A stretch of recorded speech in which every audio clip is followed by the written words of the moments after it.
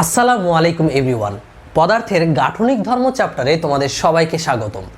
So এই চ্যাপ্টারে আমরা প্রথমেই পড়ব স্থিতিস্থাপকতা। ভাইয়ারা, তোমরা যখন বই খুলবে, বই খুলে দেখবে এই চ্যাপ্টারের শুরুতে বিভিন্ন ধরনের বন্ধন, দ্যাট মিন্স আয়নিক বন্ধন, সমযোজী বন্ধন, ধাতব বন্ধন, এই সম্পর্কে আলোচনা করা আছে। আর এই আলোচনাগুলো তোমরা একবার রিডিং পড়লেই পারবা, কারণ এগুলো আমরা 19-এও পড়েছি, আর যারা পড়োনি তারাও যদি রিডিং পড়ো তাহলেও পারবা। সো ভাইয়া, আমরা সরাসরি মেইন পার্ট, দ্যাট মিন্স স্থিতিস্থাপকতা বা ইলাস্টিসিটি থেকেই শুরু করছি। সো চলো শুরু করা যাক। আচ্ছা ভাইয়া, স্থিতিস্থাপকতা বা ইলাস্টিসিটি কি? আমরা যদি বল প্রয়োগ করে কোনো বস্তুর আকারের পরিবর্তন ঘটাই, আকারের পরিবর্তন ঘটানো মানে বিকৃতি ঘটানো, তাহলে বল অপসারণ করলে বস্তু যেই ধর্মের কারণে আবার পূর্বের অবস্থায় ফিরে আসে, ওই ধর্মটাই হচ্ছে বস্তুর স্থিতিস্থাপকতা। ভাইয়া বুঝলাম না, একটু সহজ করে বলি। আচ্ছা ধরো একটা রাবারকে তুমি বল প্রয়োগ করে টেনে লম্বা করলা, আকারের পরিবর্তন ঘটাইছো মানে বিকৃতি করছো।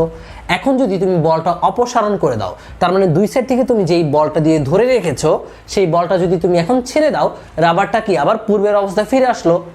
যেই ধর্মের কারণে, যেই বৈশিষ্ট্যের কারণে রাবারটা পূর্বাবস্থায় ফিরে আসলো, ওই বৈশিষ্ট্যটাকেই বলা হয় স্থিতিস্থাপকতা বা ইলাস্টিসিটি। এখন বলতে পারো ভাইয়া, এই ইলাস্টিসিটি ধর্মের উদ্ভব কেন ঘটে? এই ধর্মের উদ্ভব ঘটার কারণটা আমি এই একটা ম্যাটেরিয়ালের মাধ্যমে বিশ্লেষণ করে দিচ্ছি। এই ধরো একটা ম্যাটেরিয়াল, যে ম্যাটেরিয়ালে অনেক অনেক কোটি কোটি অণু আছে, আমি কয়েকটা অণু এঁকে দিলাম। এই অণুসমূহের মধ্যে যেই বল কাজ করে তাকে বলা হয় আন্তঃআণবিক বল। এই বল দুই ধরনের হতে পারে, আকর্ষণ এবং বিকর্ষণ। ভাইয়া আমরা তো অনেকেই জানি আন্তঃআণবিক বল শুধুমাত্র আকর্ষণ বল। বিকর্ষণ কিভাবে আসলো সেটাও আমি তোমাদেরকে বোঝাবো। যখন এই অণুসমূহগুলো খুব কাছাকাছি আসবে, তার মানে আমি যদি এটাকে কম্প্রেস করি, একদম চেপে ধরি, তাহলে অণুসমূহ কাছাকাছি চলে আসে। কাছাকাছি চলে আসলে তারা এই যে আন্তঃআণবিক দূরত্বটা, এটা মেনটেন করতে চায়। এই মেনটেন করার জন্য একে অপরকে বিকর্ষণ করে, আর এই বলকে বলা হয় আন্তঃআণবিক বিকর্ষণ বল। আবার যখন তুমি ম্যাটেরিয়ালটাকে টেনে লম্বা করবা, তখন এই অণুসমূহ একে অপর থেকে দূরে সরে যাচ্ছে। দূরে সরে গেলেও তারা কিন্তু তাদের আন্তঃআণবিক দূরত্বটা মেনটেন করতে চায়। সো ভাই, তখন আবার কোন দিকে বল কাজ করে? তখন আন্তঃআণবিক দূরত্বটা বজায় রাখার জন্য আকর্ষণ বল কাজ করে। তার মানে আমরা যখন কোনো ম্যাটেরিয়ালকে টেনে লম্বা করতে চাই, তখন আকর্ষণ কাজ করে। যখন আমরা চেপে কম্প্রেস করতে চাই, তখন বিকর্ষণ বল কাজ করে। কেন? আন্তঃআণবিক ডিস্টেন্সটা মেনটেন করার জন্য। আন্তঃআণবিক ডিস্টেন্সটা কি? অণুসমূহের মধ্যে যে দূরত্বটা, তাকে বলা হয় আন্তঃআণবিক দূরত্ব। সো ভাই, এই যে আন্তঃআণবিক আকর্ষণ বা বিকর্ষণ বল, এই কারণেই বস্তুর মধ্যে ইলাস্টিসিটি বা স্থিতিস্থাপকতার উদ্ভব ঘটে। ইলাস্টিসিটি রিলেটেড এখন আমরা কয়েকটা সংজ্ঞা দেখব। প্রথম সংজ্ঞাটা হচ্ছে পূর্ণ স্থিতিস্থাপক বস্তু কি। আচ্ছা ভাইয়া, কোনো বস্তুকে যদি আমরা বল প্রয়োগে তার বিকৃতি ঘটাই, তার মানে আকারের পরিবর্তন ঘটাই, এরপর বল অপসারণ করলে সে যদি সম্পূর্ণভাবে পূর্বের আকার ফিরে পায়, তাহলে ওই বস্তুকে বলবো আমরা পূর্ণ স্থিতিস্থাপক বস্তু। যেমন কি ভাইয়া? যেমন হচ্ছে রাবার। সো আমি রাবারের উদাহরণ দিলাম, তোমরা আরও একটা উদাহরণ গেস করে অবশ্যই তোমাদের নোটে লিখে নিবা। এরপর আমরা চলে আসি স্থিতিস্থাপক সীমা। সীমা মানে কি ভাইয়া? সীমা মানে লিমিট, ইংলিশে আমি বললাম। সো স্থিতিস্থাপক সীমাটা কি? কোনো একটা ম্যাটেরিয়াল যেই লিমিট পর্যন্ত বা যেই সীমা পর্যন্ত স্থিতিস্থাপক ধর্ম প্রদর্শন করে, ওই লিমিটকে আমরা বলবো স্থিতিস্থাপক সীমা। খুব সহজ উদাহরণ দিই। ধরো তুমি চুইংগাম চাবাচ্ছ, চুইংগামটাকে টেনে এতটুকু লম্বা করলা, টেনে ছেড়ে দিলা, আবার চলে আসলো। এতটুকু লম্বা করলা, আবার ছেড়ে আসলো। বাট যখন টেনে লম্বা করে এই পর্যন্ত নিয়ে আসলা, তারপরে ছেড়ে দিলে, চুইংগামটা কিন্তু আর রিটার্ন করবে না। তাহলে এই চুইংগামের কিন্তু একটা স্থিতিস্থাপক সীমা ছিল। ওই সীমার মধ্যেই সে তার ইলাস্টিসিটি ধর্মটা প্রদর্শন করছিল, বাট ওই সীমার বাহিরে সে তার ইলাস্টিক ধর্মটা হারিয়ে ফেললো। আর এই যে যেই সীমা পর্যন্ত সেই ইলাস্টিসিটি মেনটেন করছিল, ওই সীমাটাকেই বলছি আমরা স্থিতিস্থাপক সীমা। এরপর চলে আসি পূর্ণ দৃঢ় বস্তু। ভাইয়া, দৃঢ় মানে কি? কঠিন, কঠোর, তাই না? সো পূর্ণ দৃঢ় বস্তু কি? বল প্রয়োগে যেই বস্তুর আকার আকৃতির পরিবর্তন করানো যাবে না, সেই ধরনের বস্তুকে আমরা বলছি পূর্ণ দৃঢ় বস্তু, যাদের স্থিতিস্থাপক ধর্মটা নাই। যেমন কি? যেমন পাথর, ইট, এদেরকে কি তুমি বল প্রয়োগ করলে তাদের ডিফর্ম ঘটবে, আবার কি আগের জায়গায় ফিরে আসবে বল অপসারণ করলে? না। সো এই ধরনের বস্তুকে আমরা বলছি পূর্ণ দৃঢ় বস্তু। সো এখন চলে আসা যাক অনেক গুরুত্বপূর্ণ দুইটা টার্ম, পীড়ন এবং বিকৃতি। ভাইয়া, আমরা অনেক এই পীড়নের সংজ্ঞা মুখস্থ করি, একক ক্ষেত্রফলে প্রযুক্ত বল বা একক ক্ষেত্রফলে উদ্ভূত বল, বাট পীড়নকে আমরা চিনি না। সো আজকে আমরা পীড়ন চিনবো এবং পীড়নের ফর্মুলাও জানবো। পীড়নটা কি? আচ্ছা, আমরা বলেছিলাম যখন একটা ম্যাটেরিয়ালকে তুমি লম্বা করবা তখন ম্যাটেরিয়ালটাকে স্থিতিস্থাপক ধর্মের কারণে কি হতে চাবে, আগের জায়গায় ফিরে আসতে চাবে। তাহলে ভাইয়া যখন আমি বল প্রয়োগ করে এটাকে লম্বা করতেছি, তুমি একটা স্প্রিং এর কথা সহজে চিন্তা করতে পারো। একটা স্প্রিংকে বল প্রয়োগ করে যদি তুমি এদিকে লম্বা করো, তাহলে আমি যদি এখন লম্বা করে ছেড়ে দিই, স্প্রিংটাকে কিন্তু আপনা আপনি তার জায়গায় চলে যাবে। যেই বলের কারণে আপনা আপনি গেল, ওই বলটাকে বলা হয় প্রত্যয়নী বল বা স্প্রিং বল। আবারও বলছি, যেই বলের কারণে সে তার আগের জায়গায় চলে যায় তাকে বলা হয় স্প্রিং বল, প্রত্যয়নী বল, ইংলিশে যাকে বলা হয় রিটেইনিং ফোর্স।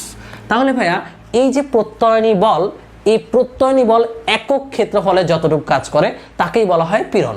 তার মানে এই প্রত্যয়নী বল কিন্তু তোমার বাহ্যিক বলের সমান বাট বিপরীত। সো এই কথাটা মাথায় রাখতে হবে। পীড়ন কি ভাইয়া? পীড়ন কিন্তু বাহ্যিক বল দ্বারা উৎপন্ন হয় না। বাহ্যিক বল একক ক্ষেত্রফলে যেটা, সেটাকে বলা হয় চাপ। তাহলে পীড়ন কি? পীড়ন হচ্ছে তোমার বলের কারণে যেই বলটা উৎপন্ন হলো সমান ও বিপরীত, ওই বলটাকে তুমি যদি একক ক্ষেত্রফলে মেজার করো তাহলেই তুমি যেটা পাবা সেটা হচ্ছে পীড়ন। তাহলে পীড়ন কাকে বলে ভাইয়া? একক ক্ষেত্রফলে প্রত্যয়নী বলকেই আমরা বলবো পীড়ন, যার সূত্র কি? চাপের সূত্রের সমান F/A। এটা 9-10-এ তোমরা পড়েছো। তারপর আমরা এখানেও পড়তে পারি যে এ ক্ষেত্রফলে প্রত্যয়নী বল যদি হয় F, তাহলে একক ক্ষেত্রফলে হচ্ছে F/A, যার এককটা কার সমান ভাইয়া? নিউটন পার মিটার স্কয়ার, চাপের এককের সমান। সো পীড়নের ফর্মুলা হচ্ছে F/A। বাট সংজ্ঞা বলার ক্ষেত্রে সতর্ক থাকবা। সংজ্ঞাটা কি ভাইয়া? একক ক্ষেত্রফলে প্রত্যয়নী বল বা উদ্ভূত বল বা রিটেইনিং ফোর্স। এবার চলে আসি আমরা বিকৃতি। ভাইয়া বিকৃতি বলতে কি বোঝায়? আকারের পরিবর্তন, সহজ কথা। যার আকারের পরিবর্তন ঘটে বিকৃতি কি? তারই হয়। সো ভাইয়া বিকৃতির সহজ সংজ্ঞা কি? বস্তুর একক মাত্রায় যেই পরিবর্তনটা তাকেই আমরা বলবো বিকৃতি। যদি একক দৈর্ঘ্যে পরিবর্তন হয় তাকে বলবো দৈর্ঘ্য বিকৃতি, একক আয়তনে পরিবর্তন হলে তাকে বলবো আমরা আয়তন বিকৃতি, আর যদি বস্তু থিটা কোণে বেঁকে যায় তাহলে আমরা তাকে বলবো মোচড় বিকৃতি। সো এই বিকৃতি নিয়ে আমরা আরো ডিটেলসে পড়বো। তার আগে বিকৃতির সংজ্ঞাটা আমি আবারও বলছি, বস্তুর একক মাত্রায় যেই চেঞ্জ বা পরিবর্তনটা আসে তাকেই আমরা বলবো বিকৃতি। সো এখন আমরা শিখবো পীড়ন এবং বিকৃতির প্রকারভেদ। ভাইয়ারা এটা খুব মনোযোগ দিয়ে পড়বা, এটা কিন্তু আমাদের 9-10-এও ছিল। সো ভাইয়া পীড়ন এবং বিকৃতি প্রত্যেকেই 3 প্রকার করে, তাই আমি এখানে 3 প্রকার একসাথে লিখে দিয়েছি। দৈর্ঘ্য পীড়ন, আয়তন পীড়ন, মোচড় বা কৃন্তন পীড়ন। একইভাবে বিকৃতিও কয় প্রকার? 3 প্রকার। দৈর্ঘ্য বিকৃতি, আয়তন বিকৃতি, মোচড় বা কৃন্তন বিকৃতি। ভাইয়া পীড়ন নিয়ে আমাদের কোনো প্যারা নাই, তোমাকে যে কোনো পীড়নই বলুক না কেন, পীড়ন মানেই হচ্ছে F/A। দৈর্ঘ্য পীড়ন বললেও F/A, আয়তন পীড়ন বললেও F/A, মোচড় পীড়ন মানেও F/A। কারণ পীড়ন কাকে বলে? একক ক্ষেত্রফলে উৎপন্ন বল। সো তুমি এটাকে যে কোনো ধরনের পীড়নেই ফেলো না কেন, পীড়ন মানে কি ভাই? একক ক্ষেত্রফলে উৎপন্ন বল হওয়ার কারণে প্রতি ক্ষেত্রেই ফর্মুলা কিন্তু F/A। সো আমাদের পীড়ন নিয়ে কোনো ঝামেলা নাই, কোনো ঝামেলা নাই। এবার আমরা আসি বিকৃতি। ভাইয়া বিকৃতি কি বলছিলাম? একক মাত্রায় পরিবর্তনটাকে। তাহলে বিকৃতি কয় প্রকার? 3 প্রকার। দৈর্ঘ্য বিকৃতি, আয়তন বিকৃতি, কৃন্তন বা মোচড় বা ব্যবর্তন বিকৃতি। ভাইয়া দৈর্ঘ্য বিকৃতি কাকে বলে? বস্তুর একক দৈর্ঘ্যে পরিবর্তনকে আমরা বলবো দৈর্ঘ্য বিকৃতি। তাহলে আমরা বলতে পারি L দৈর্ঘ্যে পরিবর্তন যদি হয় L, স্মল l, সুতরাং একক দৈর্ঘ্যে পরিবর্তন হবে small l divided by L। তাহলে দৈর্ঘ্য বিকৃতির ফর্মুলা কি ভাইয়া? Small l by capital L। Small lটা কি ভাইয়া? স্মল lটা মানে হচ্ছে চেঞ্জ বা পরিবর্তন। পরিবর্তন এটা কি ভাইয়া? বৃদ্ধিও হতে পারে, হ্রাসও হতে পারে। আর এই ক্যাপিটাল L কি ভাইয়া? আদি দৈর্ঘ্যটা। একইভাবে আয়তন বিকৃতি কাকে বলবো? একক আয়তনের পরিবর্তনকে কি বলবো? আয়তন বিকৃতি। তাহলে উপরে হচ্ছে পরিবর্তন, নিচে হচ্ছে আদি আয়তন। একইভাবে মোচড় বিকৃতি কাকে বলবো? যত কোণ সে মোচড়ানি খায় ওইটাই হচ্ছে তার মোচড় বিকৃতি, যেটাকে আমরা থিটা দ্বারা প্রকাশ করি। এটা নিয়ে আমাদের কোনো প্যারা নাই। বাট এখানে একটা কথা মাথায় রাখতে হবে, থিটা এখানে কিন্তু ডিগ্রিতে না ভাইয়া, এটা অবশ্যই তোমার রেডিয়ানে কনভার্ট করে মোচড় বিকৃতি বের করতে হবে। সো থিটা কিন্তু এখানে রেডিয়ান এককে বসাতে হবে। এখন এখানে স্মল l, স্মল v নিয়ে অনেকেই কনফিউজড হয়। সো তোমাদের কনফিউজড হওয়ার কোনো সুযোগ নাই। স্মল l, স্মল v এগুলা কি মিন করে? এগুলা মিন করে চেঞ্জ বা পরিবর্তনটা যতটুকু বাড়তেছে বা যতটুকু কমতেছে। একটা এক্সাম্পলের মাধ্যমে তোমাদেরকে আমি একটু বলি। ধরো এইটা হচ্ছে একটা দৈর্ঘ্য, যেই দৈর্ঘ্যটা হচ্ছে 5 মিটার।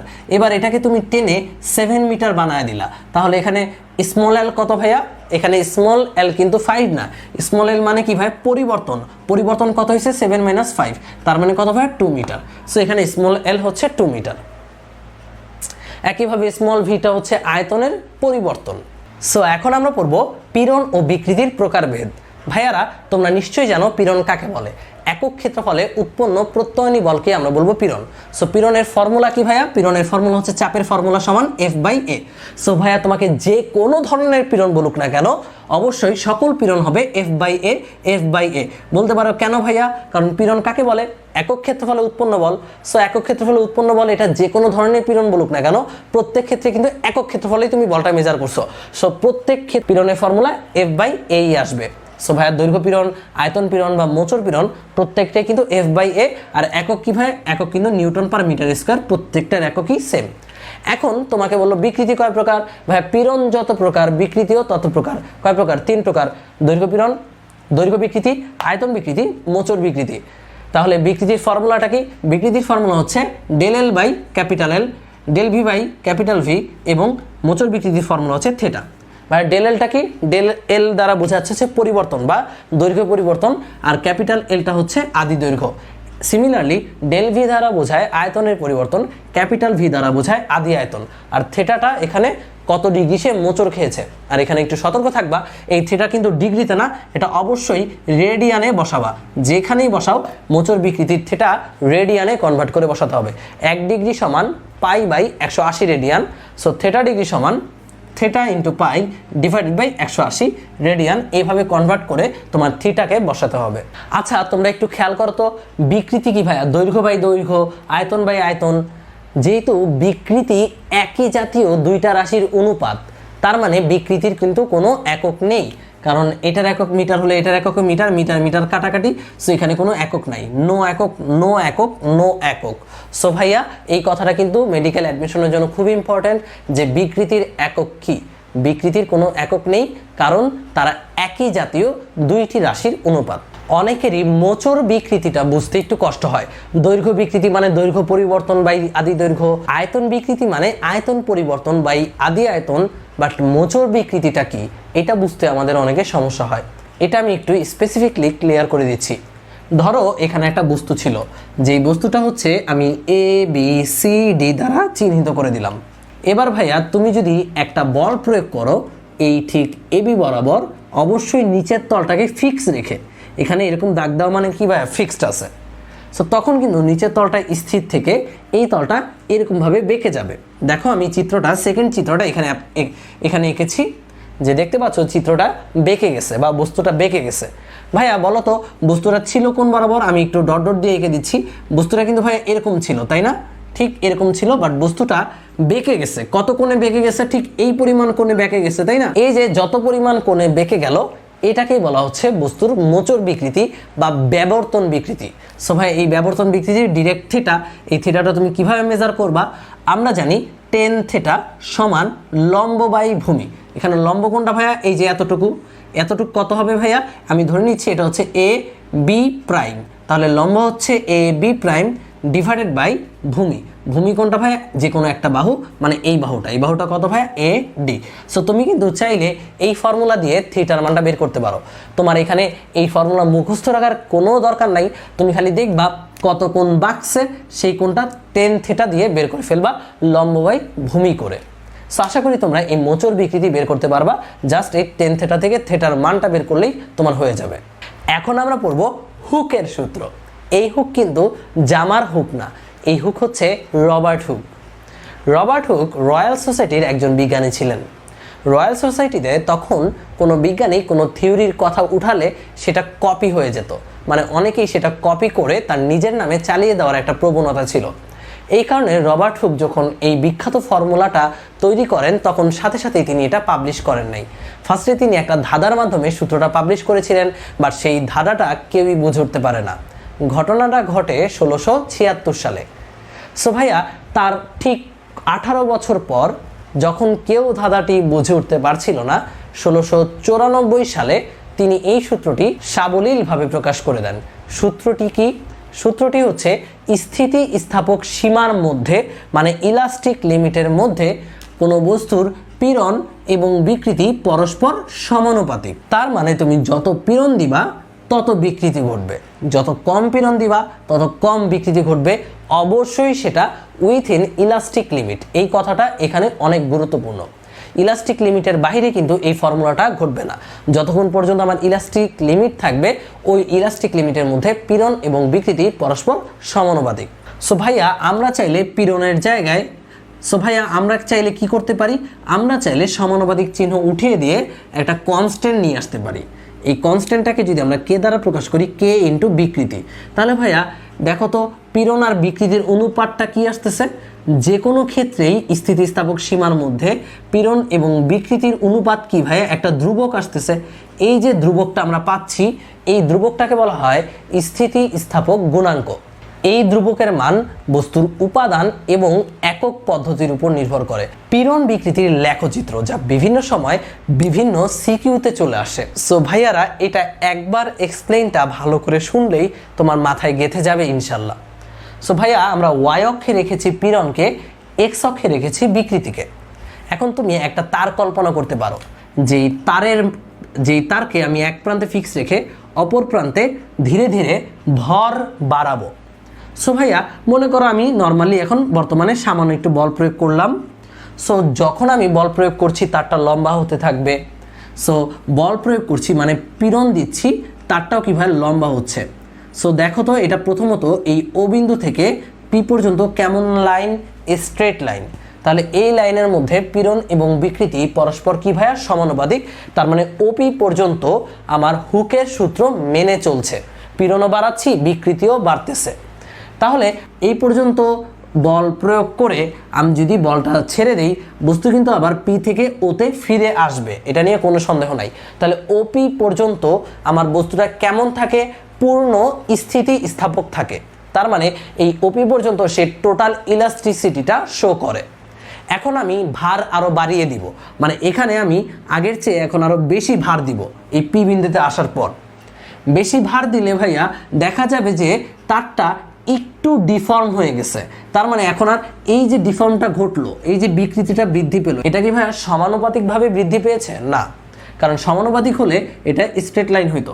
তার মানে তুমি বুঝতে পারছো এখানে একটা স্থায়ী ডিফর্মেশন ঘটেছে, তাই না? স্থায়ী ডিফর্মেশন ঘটার কারণে তুমি যদি কিউ বিন্দুতে এসে ছেড়ে দাও, মানে বলটা অপসারণ করে নাও, তাহলে দেখবা এই কিউ থেকে সে আর ওতে ফিরে আসতেছে না, কিউ থেকে সে অন্য একটা বিন্দুতে ফিরে আসতেছে। তার মানে এই যে এতটুকু, এটার আমি নাম দিলাম ও জেড, এই যে ও জেড পরিমাণ, এটা কিন্তু স্থায়ী ডিফর্মেশন বা স্থায়ী বিকৃতি ঘটে গেছে। সো ভাইয়া এখন আমি এখানে ভার আরও বাড়াবো। ভার আরও বাড়ালে দেখতে পাবা যে এই কার্ভটা একটু উপরের দিকে ওঠা শুরু করেছে। তার মানে বিকৃতির মান আরও বেড়ে গেছে, আর তারটা সরু হতে থাকবে। কি হতে থাকবে? সরু হতে থাকবে। তোমরা অনেকেই জানো যখন আমরা কোনো বস্তুকে টানতে থাকি একসময় সেটা চিকন হয়ে যায়। এই যে কিউ আর জায়গাটা, এই জায়গাতে সে সরু হওয়া শুরু করবে। এখন তুমি যদি আরও ভার বাড়াও, একটা সময় আর থেকে এসে গিয়ে টোটাল বৃদ্ধি পেয়ে এই পয়েন্টে এসে তারটা ছিঁড়ে যাবে। এই যে যেই পয়েন্টে এসে তারটা ছিঁড়ে গেল, এই পয়েন্টে তুমি যেই ভারটা বসাইছিলা ওই ভারটাকে বলা হয় অসহ ভার। প্রতি একক ক্ষেত্রফলের ন্যূনতম যেই বল প্রয়োগ করলে কোনো একটা তার ছিঁড়ে যায়, ওই বলটাকে বলা হয় অসহ পীড়ন, যেটা আমাদের এস বিন্দুতে ক্রিয়াশীল হয়। স্থিতিস্থাপক গুণাঙ্ক সম্পর্কে হুকের সূত্র থেকেই আমরা এক আইডিয়া পেয়ে এসেছি। হুকের সূত্র কি বলেছে? স্থিতিস্থাপক সীমার মধ্যে পীড়ন এবং বিকৃতির অনুপাত একটা ধ্রুবক, যেই ধ্রুবককে আমরা বলি স্থিতিস্থাপক গুণাঙ্ক। সো ভাইয়া তোমরা বলো তো কয় ধরনের পীড়ন আছে? অলরেডি তোমরা পড়েছো 3 ধরনের পীড়ন আছে, বিকৃতিও 3 ধরনের আছে। তাহলে অনুপাত কয় ধরনের সম্ভব? দৈর্ঘ্য পীড়ন বাই দৈর্ঘ্য বিকৃতি এক ধরন গেল, আয়তন পীড়ন বাই আয়তন বিকৃতি এক ধরন গেল, কৃন্তন পীড়ন বাই কৃন্তন বিকৃতি, টোটাল 3 ধরনের তুমি অনুপাত পাচ্ছ। তাহলে গুণাঙ্ক কয় ধরনের ভাইয়া? 3 ধরনের। কি কি ভাইয়া? প্রথম গুণাঙ্কটাকে বলা হয় ইয়ং এর গুণাঙ্ক। সবাই মুখস্থ করে ফেলো, ইয়ং এর গুণাঙ্ক, যেটাকে আমরা প্রকাশ করি ওয়াই দিয়ে, ক্যাপিটাল ওয়াই দিয়ে। ইয়ং এর গুণাঙ্কটা কি ভাইয়া? প্রথমটা কি? দৈর্ঘ্য পীড়ন বাই দৈর্ঘ্য বিকৃতি। তাহলে তুমি সুন্দর করে বলবা স্থিতিস্থাপক সীমার মধ্যে দৈর্ঘ্য পীড়ন এবং দৈর্ঘ্য বিকৃতির অনুপাত একটি ধ্রুব সংখ্যা, যাকে বলা হয় ইয়ং এর গুণাঙ্ক। তাহলে ইয়ং এর গুণাঙ্কের ফর্মুলাটা কি হবে? ওয়াই সমান হবে দৈর্ঘ্য পীড়ন মানে এফ বাই এ, যে কোনো পীড়ন মানেই কি F by A, divided by দৈর্ঘ্য বিকৃতি মানে L by capital L. So ভাই এটাকে এরকম বিদঘুটে অবস্থায় না রেখে আমরা একটা সহজ উপায় নিয়ে যাই। আমরা এটাকে কি লিখতে পারি, আমরা লিখতে পারি FL divided by A into small L. এটাকে আমি ফাজলামি করে বলি ফালু বাই আলু, FL বাই AL ফালু বাই আলু। সো তোমরা এই ফর্মুলাটা মুখস্থ করতে পারো, y সমান ফালু বাই আলু। এখন ভাইয়া এই y মানে ইয়ং এর গুণাঙ্কের এককটা কি দেখো তো, এই L বাই L মানে ওর একক মিটার, ওর একক মিটার, সো মিটার মিটার কাটা। তাহলে এই ইয়ং এর গুণাঙ্কের একক কিন্তু জাস্ট F বাই A এর একক। F বাই এর এককটা কি ভাইয়া, newton per metre square. So ভাইয়া ইয়ং এর গুণাঙ্কের একক, চাপের একক কিংবা পীড়নের একক, তিনটা এককই কিন্তু same, newton per metre square. So Young এর গুণাঙ্কের এই ফর্মুলাটাকে আমরা কিন্তু আরো জটিল বানাতে পারি। কিভাবে ভাইয়া, দেখো আমি যদি একটা তার বিবেচনা করি, এই তারের ক্ষেত্রে আমি যদি নিচের দিকে m পরিমাণ ভর ঝুলিয়ে দিই, তাহলে এদিকে কত বল কাজ করবে, mg বল কাজ করবে। আর তারের প্রস্থচ্ছেদের ক্ষেত্রফলের ফর্মুলা আমরা সবাই জানি a সমান পাই আর স্কোয়ার। তখন এই তারের জন্য তোমার ফর্মুলা কিন্তু একটু চেঞ্জ আসবে। কি চেঞ্জ আসবে ভাইয়া, বেশি কিছু না, f এর জায়গায় তুমি খালি mg বসাবা, এল তো ক্যাপিটাল এল মানে আদি দৈর্ঘ্য, এ মানে কি ভাইয়া, তারের প্রস্থচ্ছেদের ক্ষেত্রফল pi R square into small L. So এটা দিয়ে আমাদের মাঝে মাঝে গড় নাম্বারে কিন্তু আসতেই পারে। সো আয়তন গুণাঙ্ক কি, স্থিতিস্থাপক সীমার মধ্যে আয়তন পীড়ন ও আয়তন বিকৃতির অনুপাতকেই বলবো আমরা আয়তন গুণাঙ্ক, যাকে বি দ্বারা প্রকাশ করা হয়। তাহলে আয়তন গুণাঙ্ক বি সমান হবে কি ভাইয়া, আয়তন পীড়ন মানে F by A divided by V by বড় ভি। সো এটা যদি আমরা সুন্দর করে লিখি তাহলে আসবে FV বাই AV। এখন এই আয়তন গুণাঙ্কের ফর্মুলাটাই একটু চেঞ্জ আনে। কিভাবে চেঞ্জ আনে, এই যে F বাই A, এই F বাই A দ্বারা কিন্তু পিও নির্দেশ করা হয়, কারণ আমরা জানি P সমান F by A। So F by A এর জায়গায় তুমি যদি P বসিয়ে দাও তাহলে PV ডিভাইডেড বাই V। এটা হচ্ছে আয়তন গুণাঙ্কের বহুল ব্যবহৃত ফর্মুলা। এখন বলতে পারো ভাই আগের ফর্মুলাগুলোতে আমি F বাই A এর বদলে P আনিনি, এখানে কেন আনছি?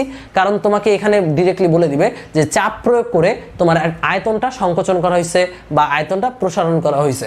সো তুমি ডিরেক্ট এখানে চাপ বসাতে পারবা। আগের সূত্রগুলোতে বল দেওয়া থাকলে তুমি F বাই A বসাবা। বাট এই যে আয়তন গুণাঙ্কের যে ফর্মুলাটা, এখানে এই ফর্মুলাটাই বেশি ইউজ করা হয়। সো তোমরা এটাই মুখস্থ রাখতে পারো, P ইন্টু আদি আয়তন ডিভাইডেড বাই আয়তনের বৃদ্ধি। কারণ আমরা বলছিলাম স্মল মানেই কি ভাইয়া, বৃদ্ধি বা হ্রাসটা বোঝায় বা চেঞ্জটা বোঝায় বা পরিবর্তনটা বোঝায়। সো এটার একক কি হবে ভাই, আয়তনের একক কি, মিটার কিউব, এটার একক metre cube, metre cube metre cube কাটা, তার মানে এটার একক কি ভাইয়া, F বাই A এর একক মানে newton per metre square. So তোমাদের আমি একটা গুড নিউজ দিই, প্রতিটা গুণাঙ্কের একক কি ভাইয়া, পীড়নের এককের সমান, নিউটন পার মিটার স্কোয়ার। এখন ভাইয়া কৃন্তন বা মোচড় গুণাঙ্ক, কৃন্তন বা মোচড় গুণাঙ্ককে আমরা ইটা দ্বারা প্রকাশ করি। তাহলে এটা হবে মোচড় পীড়ন মানে F by A divided by মোচড় বিকৃতি মানে থেটা। সো এটাকে আমরা সিম্পলি লিখতে পারি F divided by A into theta. এই হচ্ছে আমাদের মোচড় বিকৃতি ইটা, ইটা দ্বারা প্রকাশ করা হয়। এটার একক কি ভাইয়া, এটার একক কি ভাইয়া, newton per metre square. So ভাইয়া আমরা তিন ধরনের গুণাঙ্ক দেখলাম, ইয়ং এর গুণাঙ্ক, আয়তন গুণাঙ্ক এবং কৃন্তন বা মোচড় গুণাঙ্ক। ইয়ং এর গুণাঙ্ক দিয়ে মাঝে মাঝে গ নাম্বারের প্রশ্ন আসে, বাট এইগুলো দিয়ে MCQই বেশি আসে। সো তোমরা এই ফর্মুলাগুলো মুখস্থ করে রাখবা। টোটাল তিনটা ফর্মুলা, ইয়ং এর গুণাঙ্ক y সমান ফালু বাই আলু, FL বাই AL, আয়তন গুণাঙ্ক B সমান PV বাই V এবং কৃন্তন বা মোচড় গুণাঙ্ক ইটা সমান F বাই A থিটা। এখন এখানে একটা গুরুত্বপূর্ণ টার্ম আয়তন গুণাঙ্ককে ঘিরে রয়েছে। কি সেই টার্মটা, এই টার্মটার নাম হচ্ছে সংনম্যতা। সো ভাই অনেকে আমার কথাটা বুঝুনি, আমি এখানে বাংলায় লিখে দিচ্ছি তাহলে বুঝতে পারবা, কারণ বাংলা আমরা সবাই পড়তে পারি। এখানে কি লিখেছি ভাইয়া, সংনম্যতা। সংনম্যতা কি, আয়তন গুণাঙ্কের বিপরীত রাশিকে বলা হয় সংনম্যতা। তাহলে আয়তন গুণাঙ্ক যদি হয় B, তাহলে সংনম্যতাকে আমরা যদি K দ্বারা প্রকাশ করি তাহলে K সমান হবে 1 ডিভাইডেড বাই B। যেহেতু একে অপরটার বিপরীত, তাই আমরা বিপরীত বললে এইভাবে লিখব। সংনম্যতাকে আমরা K দ্বারা প্রকাশ করি, K সমান 1 বাই B। মেডিকেল পরীক্ষায় আসবে সংনম্যতার একক কোনটি ভাইয়া, B এর একক কি, নিউটন পার মিটার স্কোয়ার। তাহলে সংনম্যতার একক কি হবে, 1 বাই নিউটন পার মিটার স্কোয়ারকে তুমি যদি লিখো তাহলে এটা হবে পার নিউটন মিটার স্কোয়ার। সো এটা কিন্তু খুবই গুরুত্বপূর্ণ, কারণ এটা অনেকেরই মনে থাকে না, পার নিউটন মিটার স্কোয়ার বা মিটার স্কোয়ার পার নিউটন, এটাই হচ্ছে সংনম্যতার একক। মাঝে মাঝে উদ্দীপকে তোমাকে সংনম্যতার মান দেয়া থাকবে, বাট প্রশ্নে আমাদের উত্তর করার জন্য আয়তন গুণাঙ্কটা লাগবে। সো তখন তুমি কি করবা, K সমান 1 বাই B দিয়ে তুমি B এর মানটা বের করে নিয়ে আসবা। So now we will study about পয়জনস ratio, যাকে আমরা সিগমা দ্বারা প্রকাশ করি। পয়জনের অনুপাতটা কি, পয়জনের অনুপাত হচ্ছে কোনো বস্তুকে যখন আমরা দৈর্ঘ্য বরাবর টান দিয়ে ডিফর্মেশন ঘটাবো বা সংকোচন ঘটাবো তখন তার পার্শ্বেরও কিন্তু একটা চেঞ্জ আসে। যখন তুমি একটা মোটা তারকে টান দিয়ে লম্বা করতেছো তখন সেটা কিন্তু একই সাথে চিকন হয়ে যায়, তাই না? কোনো একটা জিনিসকে কম্প্রেস করে বাটুল বানিয়ে দিচ্ছ তখন কিন্তু সেটার পার্শ্ব বৃদ্ধি পায়, তাই না? সো এটা চিন্তা করেই যার আবির্ভাব হয়েছে সেটাই হচ্ছে পয়জনের অনুপাত। পয়জনের অনুপাত কি বলে? স্থিতিস্থাপক সীমার মধ্যে পার্শ্ব বিকৃতি ও দৈর্ঘ্য বিকৃতির অনুপাত হচ্ছে একটি ধ্রুব সংখ্যা, ওইটাই হচ্ছে আমার পয়জনের অনুপাত সিগমা। সো ভাই আমরা লিখতে পারি পয়জনের অনুপাত সিগমা সমান পার্শ্ব বিকৃতি ডিভাইডেড বাই দৈর্ঘ্য বিকৃতি। সো ভাইয়া এইটাই হচ্ছে আমাদের পয়জনের অনুপাতের ফর্মুলা। এখন পার্শ্ব বিকৃতি কিভাবে বের করবা? দেখো চিত্রে এঁকে দিছি, এই যে সেন্টার থেকে আগে এই বস্তুটার ব্যাসার্ধ ছিল আর, এখন যখন তুমি বস্তুটাকে টান দিয়ে লম্বা করছো তখন এর ব্যাস হ্রাস পেয়েছে ডেলার পরিমাণ। তাহলে এই যে হ্রাস বা বৃদ্ধি এটা কিন্তু চেঞ্জ। তাহলে বিকৃতি মানে কি ভাইয়া? বিকৃতি মানে চেঞ্জ ডিভাইডেড বাই আদি, এটা হচ্ছে পার্শ্ব বিকৃতি। আর দৈর্ঘ্য বিকৃতি তোমরা দেখতেই পাচ্ছ, আদি দৈর্ঘ্য ছিল এল নট আর দৈর্ঘ্য বৃদ্ধি হয়েছে ডেল এল, তাহলে দৈর্ঘ্য বৃদ্ধি কত ভাইয়া? Del L by L naught. আর এটাই হচ্ছে আমাদের পয়জনের অনুপাত সিগমা। এখন এখানে একটা মাইনাস দিতে হয়। কেন মাইনাস দিতে হয়? কারণ তুমি যখন দৈর্ঘ্য বাড়াচ্ছ পার্শ্ব হ্রাস পাচ্ছে, বা যখন তুমি পার্শ্ব বাড়াচ্ছ দৈর্ঘ্য হ্রাস পাচ্ছে। সো একটা বাড়ালে যেহেতু আরেকটা হ্রাস পায় সে কারণে আমাদের এখানে একটা মাইনাস দিতে হবে। So minus del R by R divided by del L by L. এখন ভাইয়া এই ফর্মুলাটাকে আমরা কীভাবে লিখতে পারি? এই ফর্মুলাটাকে লেখা যাবে minus L naught del R divided by R del L. So তুমি এটাকে যেভাবে খুশি সেভাবে মনে রাখতে পারো। আমি এইভাবে মনে না রেখে সবসময় এটা মনে রাখতাম। অঙ্ক করার ক্ষেত্রে মাইনাসটা না দিয়ে জাস্ট সিগমার মানটা বের করবা। গ নাম্বার বা এমসিকিউ এর ক্ষেত্রে আসে। মনে রাখতে হবে সিগমার মান অলওয়েজ নর্মালি এই রেঞ্জের মধ্যে থাকে, -1 চেয়ে বড় বা ইকুয়াল কিংবা হাফের চেয়ে ছোট। সো এর বাইরে কিন্তু সিগমার রেঞ্জটা যায় না। কিন্তু ধাতব পদার্থের ক্ষেত্রে 0 থেকে বড় হবে বা ইকুয়াল হবে এবং অবশ্যই হাফের চেয়ে ছোট হবে। নর্মালি ম্যাক্সিমাম ধাতব পদার্থের জন্যই সিগমার মানটা 0.3 মতো আসে। সো তুমি চাইলে এটা এমসিকিউ এর জন্য মুখস্থ রাখতে পারো সিগমার এই রেঞ্জগুলো। যে কোনো পদার্থের জন্য, ধাতব পদার্থের জন্য, যে কোনো ধাতব পদার্থের সিগমার মান 0.3। সো এখন আমরা গুরুত্বপূর্ণ একটা প্রশ্ন দেখব। প্রশ্নটা হচ্ছে ইস্পাত রাবারের চেয়ে বেশি স্থিতিস্থাপক, এটা প্রমাণ করো। এইটা প্রমাণ করার জন্য আমি একটা কাজ করব। প্রথমেই একটা ইস্পাতের খণ্ড নিলাম, একটা রাবারের খণ্ড নিলাম। দুইটার দৈর্ঘ্য কি ভাইয়া? দুইটার দৈর্ঘ্য হচ্ছে সেম, এল এল। এবার ভাইয়া দুইটাতে আমি একই পরিমাণ বল প্রয়োগ করব। তার মানে দুইটাতে একই পরিমাণ পীড়নের উদ্ভব ঘটবে। আমি তাহলে এটাকে আর লম্বা করছি না। ধরে নাও এটাতেও পীড়ন হয়েছে এফ বাই এ, এটাতেও পীড়ন উৎপন্ন হয়েছে এফ বাই এ, কারণ আমি দুইটাতে একই পরিমাণ বল প্রয়োগ করছি। কমন সেন্স কি বলে? রাবারকে তুমি 10 নিউটন বল প্রয়োগ করলা এবং ইস্পাতকেও তুমি 10 নিউটন বলে টানলা, কোনটা বেশি প্রসারণ ঘটবে? Of course rubber. সো তুমি লিখে নিবা একই পরিমাণ বল প্রয়োগে রাবারের বিকৃতিটা ইস্পাতের চেয়ে বেশি। সো আমি আগে এখানে লিখে নিলাম যে রাবারের বৃদ্ধিটা হবে ইস্পাতের চেয়ে বেশি, এটা নিয়ে আমাদের কোনো সন্দেহ নাই। এবার আমরা সূত্রে চলে যাই। সূত্রটা কি ভাইয়া? ইস্পাতের ক্ষেত্রে আমরা লিখতে পারবো y সমান ফালো বাই আলো, এফ এল বাই এ এল। এখানে এফ তুমি একই প্রয়োগ করেছো, সো এফকে আমি এফই রাখলাম। দৈর্ঘ্য দুইটার সেম ছিল, প্রস্থচ্ছেদের ক্ষেত্রফলও কিন্তু আমি দুইটার সেমই নিয়েছি, সেম ধরনের তার নিছি, দুইটা একই সাইজের নিছি। এবং এই এলএসটা কিন্তু ভিন্ন। এলএসটা কি ভাইয়া? ইস্পাত কতটুকু বৃদ্ধি পেয়েছে। সো এখানে এটা এলএস বসলো, সমীকরণ আমরা দিলাম 1। এবার রাবারের জন্য একই ফর্মুলাটা লিখবো আমরা, ওয়াই আর সমান F L divided by A into L R. এখন বলতে পারো ভাইয়া এখানে সব সেম, বাট এল আরটা কেন ভিন্ন? কারণ তার বৃদ্ধিটা কিন্তু এটার মতো হয়নি। কারণ তুমি অবশ্যই জানো রাবার এবং ইস্পাতকে তুমি যদি একই বলে টানো কার বৃদ্ধিটা বেশি হবে? অফকোর্স রাবারেরটা বেশি হবে। সো আমি এটা এখানে আগেই লিখে নিতে বলছিলাম। সো দেখো এখানে এফ এল এ তিনটা সেম, বাট এল আরটা কিন্তু ভিন্ন। এল আর অবশ্যই এল এস এর চেয়ে বেশি। এটাকে সমীকরণ আমরা দিলাম আমি 2। আমরা যদি 1 নংকে 2 নং দ্বারা ভাগ করে দেই তাহলে আমরা আলটিমেটলি এই ইকুয়েশনটা পাবো, Y S by Y R সমান পাবা এল আর বাই এল এস। এখন বলো তো এল আরটা কি ভাই এল এস এর চেয়ে বড় না? বৃদ্ধিটা কি? রাবারের বৃদ্ধিটা ইস্পাতের বৃদ্ধির চেয়ে বড়। সো তুমি যদি বড় একটা নাম্বারকে ছোট একটা নাম্বার দ্বারা ভাগ করো অবশ্যই যেইটা পাবা ওইটা 1-এর চেয়ে বড়, তাই না?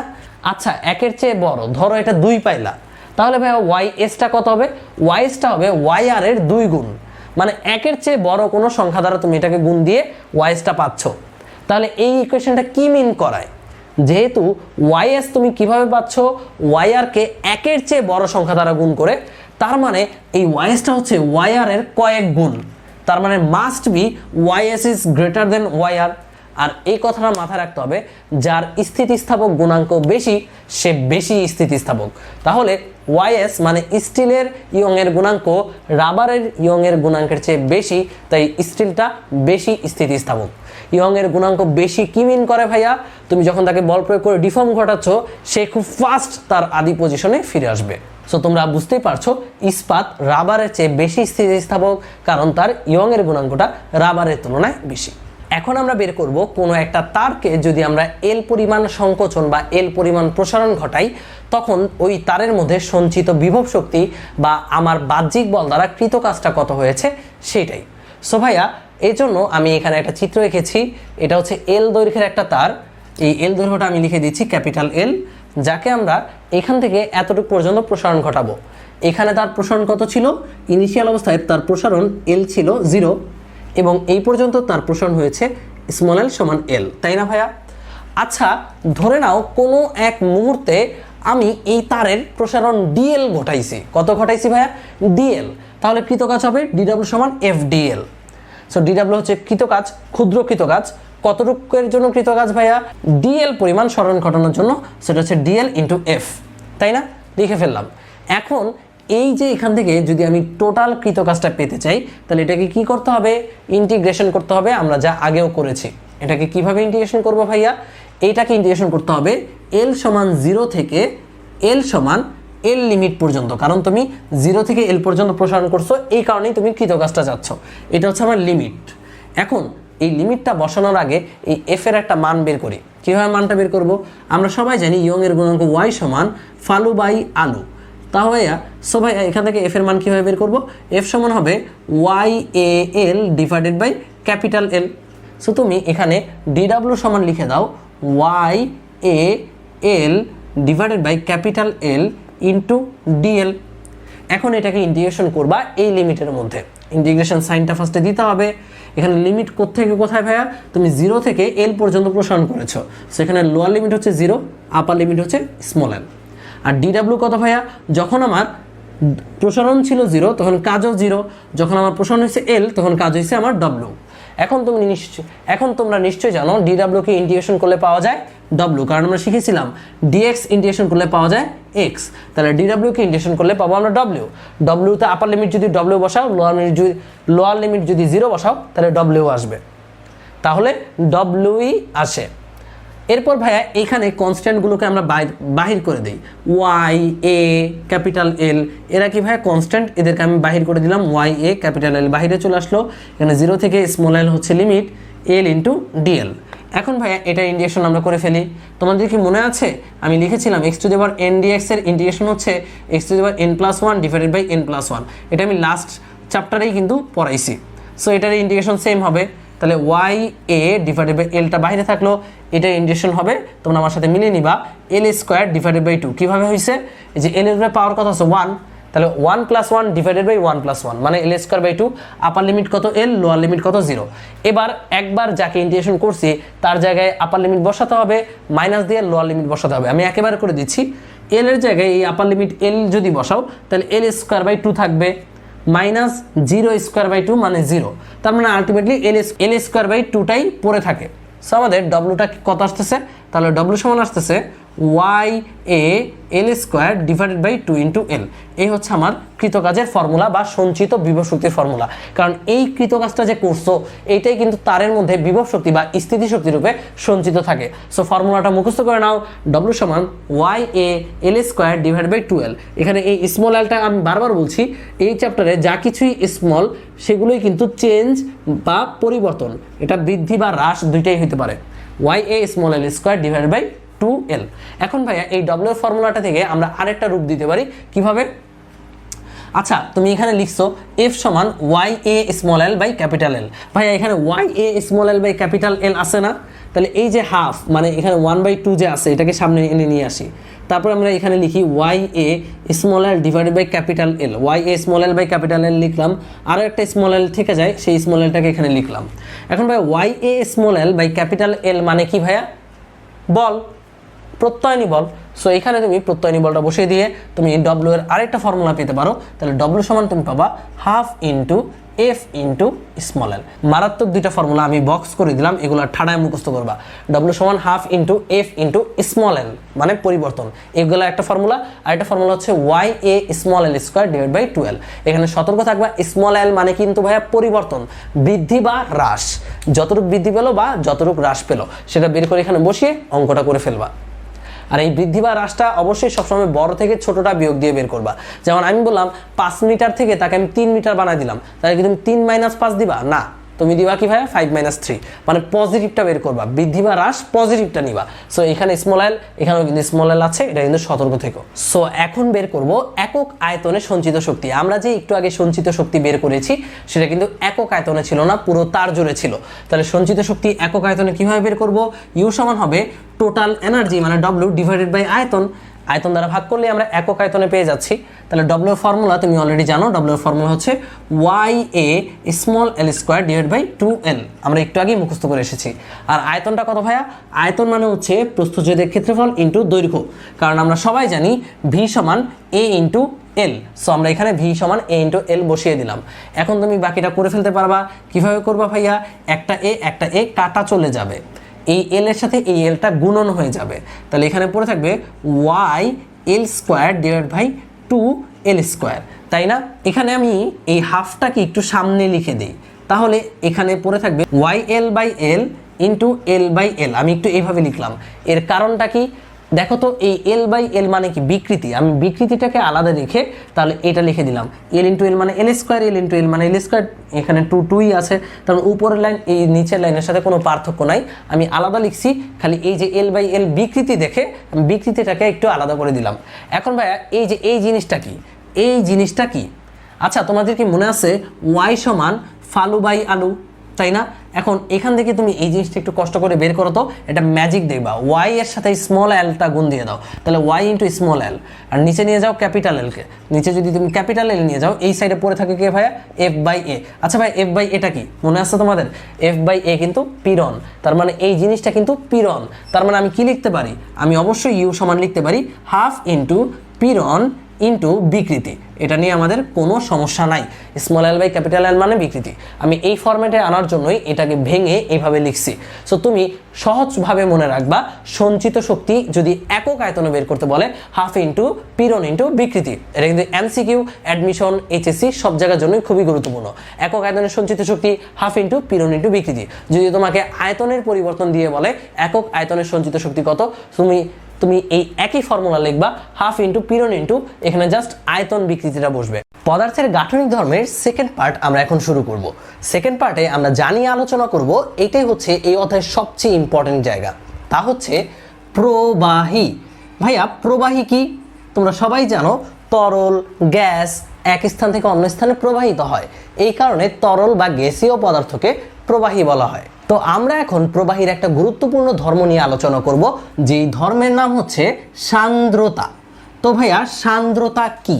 সান্দ্রতা হলো যে ধর্মের কারণে প্রবাহীর বিভিন্ন স্তরের আপেক্ষিক গতি বাধাপ্রাপ্ত হয়, ওই ধর্মটাকেই ওই নির্দিষ্ট প্রবাহীর সান্দ্রতা বলে। কি কঠিন লাগলো? চলো আমরা একটু বুঝে নেই। এই চিত্রে তোমরা দেখতে পাচ্ছ এখানে কিছু প্রবাহী আছে। এই প্রবাহীর উপরে আমি দুইটা কাঠ দিয়ে দিলাম, এই মনে করে একটা কাঠ, এই হচ্ছে আরেকটা কাঠ। নিচের কাঠটা স্থির বা নিচের তলটা স্থির, উপরের তলটাকে আমি চাইলে মুভ করতে পারবো। তুমি এখানে কল্পনা করে নিতে পারো মধু বা আলকাতরা ইত্যাদি। সো ভাইয়া যখন আমি এই উপরের কাঠ বা উপরের তলটা এভাবে টান দেব, তুমি একটু প্র্যাকটিক্যালি চিন্তা করো তো, এই যে এই কাঠের সাথে যেই প্রবাহীটা লেগে আছে সেটা কি কাঠের সাথে সাথে এদিকে গতিশীল হওয়া শুরু করবে। একইভাবে এই যে এই স্তরটা প্রবাহীর, এই স্তরের সাথে কোন স্তরটা লেগে আছে?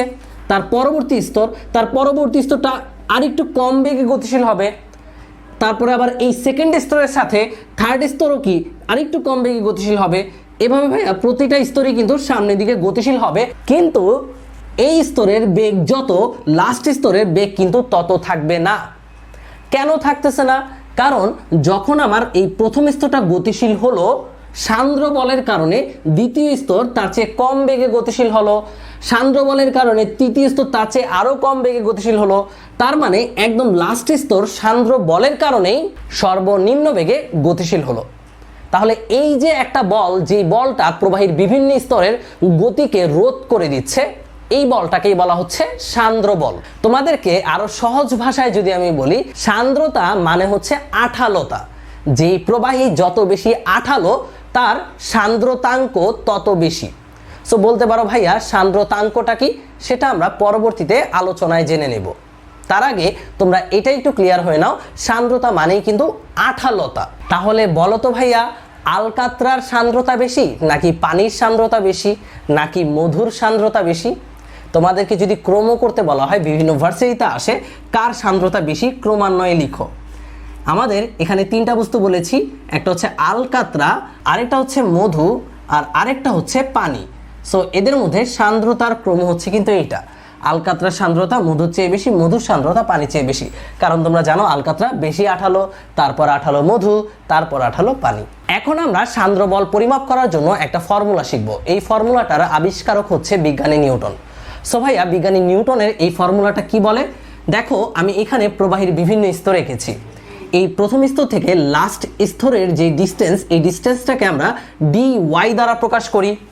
আর ধরো প্রথম স্তর থেকে লাস্ট স্তর পর্যন্ত বেগের পরিবর্তন বা চেঞ্জ অফ ভেলোসিটি মনে করো dv, এবং এই যে যেই তলের উপর আমার তরলটা আছে, এই তলের ক্ষেত্রফল হচ্ছে a। এখানে কিন্তু মাথায় রাখতে হবে, এই তলের ক্ষেত্রফল মানেই কিন্তু উপরের তলের ক্ষেত্রফল। দুইটা কমন ক্ষেত্রফলের মধ্যে একটা ক্ষেত্রফল নিবা, মানে a। এখন এই জিনিসগুলো জানা থাকলে নিউটনের সূত্রের মাধ্যমে তুমি সান্দ্র বল বের করতে পারবা।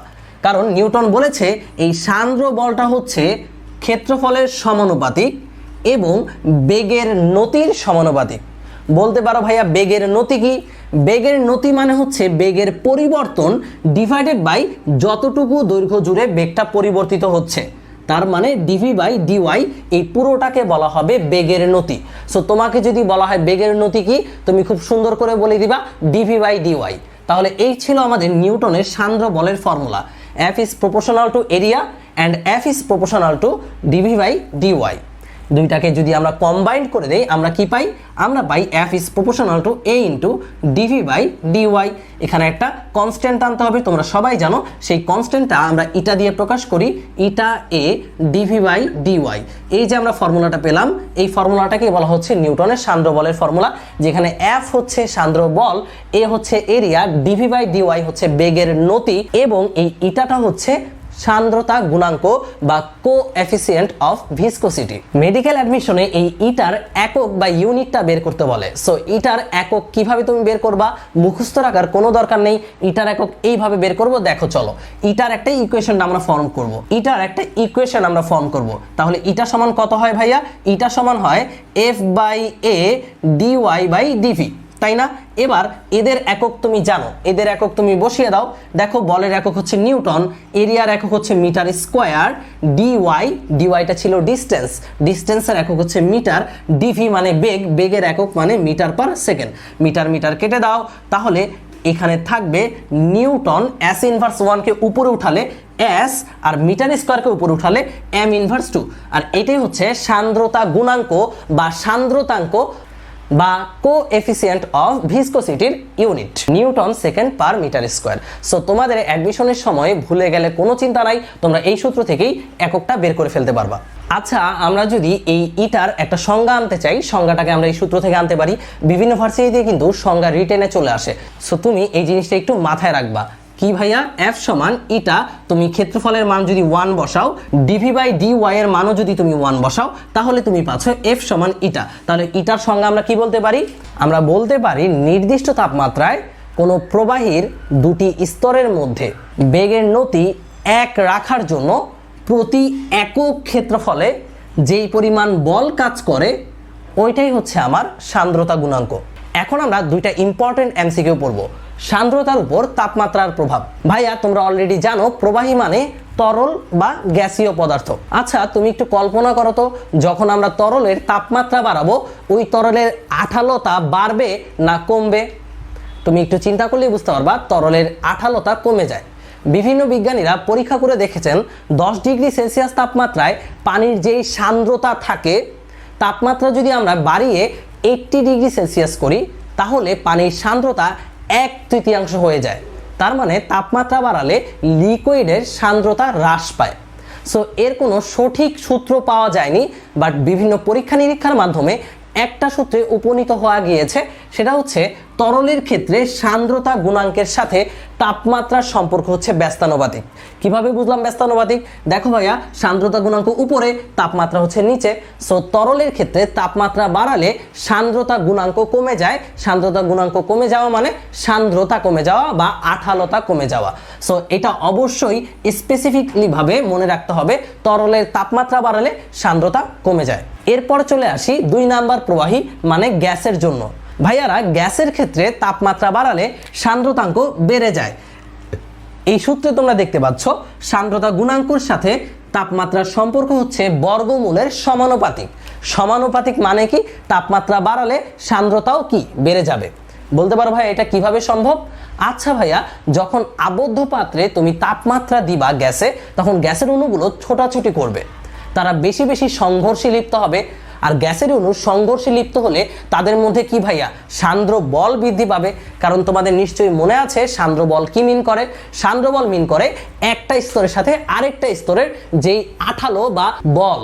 সো এখানে কিন্তু গ্যাসের ক্ষেত্রে তাপমাত্রা বাড়ালে তোমার অণু পরমাণুর সংঘর্ষ বাড়ার কারণে সান্দ্রতাঙ্ক বৃদ্ধি পাবে। এই কারণে গ্যাসের ক্ষেত্রে তাপমাত্রার সাথে সান্দ্রতা গুণাঙ্কের সম্পর্ক হলো বর্গমূলের সমানুপাতিক। It is an important formula for varsity admission, so you have to keep it in mind. সান্দ্রতার উপর কিভাবে চাপ প্রভাব বিস্তার করে ভাইয়া? তরলের ক্ষেত্রে যখন তুমি চাপ বাড়াবা সান্দ্রতা বৃদ্ধি পায়। আর এই কথা খনিজ তেলের জন্য বেশি প্রযোজ্য। মানে খনিজ তেলে তুমি যদি চাপ বৃদ্ধি করো তাহলে তার সান্দ্রতা বেশি বৃদ্ধি পাবে। এবং গ্যাসের ক্ষেত্রে চাপের কোনো প্রভাব নেই। বিজ্ঞানী ম্যাক্সওয়েল গ্যাসের গতিতত্ত্বের সূত্রের উপর ডিপেন্ড করে এই কথাটা বলেন যে যখন তুমি বিস্তৃত অংশে চাপ প্রয়োগ করবা তখন গ্যাসের সান্দ্রতার কোনো পরিবর্তন হবে না, তবে নিম্ন চাপের ক্ষেত্রে গ্যাসের সান্দ্রতা চেঞ্জ হতে পারে। এখন আমরা পড়ব স্টোকসের সূত্র। স্টোকসের সূত্রটা কি তার আগে আমরা একটা এক্সাম্পল দেখে আসি। এক্সাম্পলে তোমরা দেখতে পাচ্ছ এখানে এই পাত্রে কিছু তরল আছে, লাল পানি। এই লাল পানির ভেতর আমি একটা গোলাকার বস্তু ছেড়ে দিলাম। আচ্ছা, গোলাকার বস্তু যদি পড়তে থাকে, এই যে গোলাকার বস্তু ধার ঘেঁষে পানিগুলো কি গোলাকার বস্তুটাকে বাধা দেওয়ার চেষ্টা করবে না? আমরা বাংলা সিনেমায় দেখি যখন নায়ক নদীতে লাফ দিয়ে পড়ে তখন পুলিশ যদি গুলিও করে নায়কের গায়ে লাগে না। এর কারণ হচ্ছে গুলি যখন পানির মধ্যে দিয়ে যেতে নেয়, পানির সাথে গুলির একটা বাধা হয় বা একটু ঘর্ষণের সৃষ্টি হয়, যার ফলে এইখানে তুমি এটা চিন্তা করতে পারো এটা হচ্ছে একটা বুলেট, যেই বুলেটের সাথে এই তরলের একটা বল এদিকে সৃষ্টি হচ্ছে। এই যে বল, এই বলটা কি? এই বলটা হচ্ছে সান্দ্র বল, যা বুলেটের গতিকে বাধা দেওয়ার চেষ্টা করছে। এই সান্দ্র বলের কারণে বুলেটের বেগ কিন্তু কমে যেতে থাকে।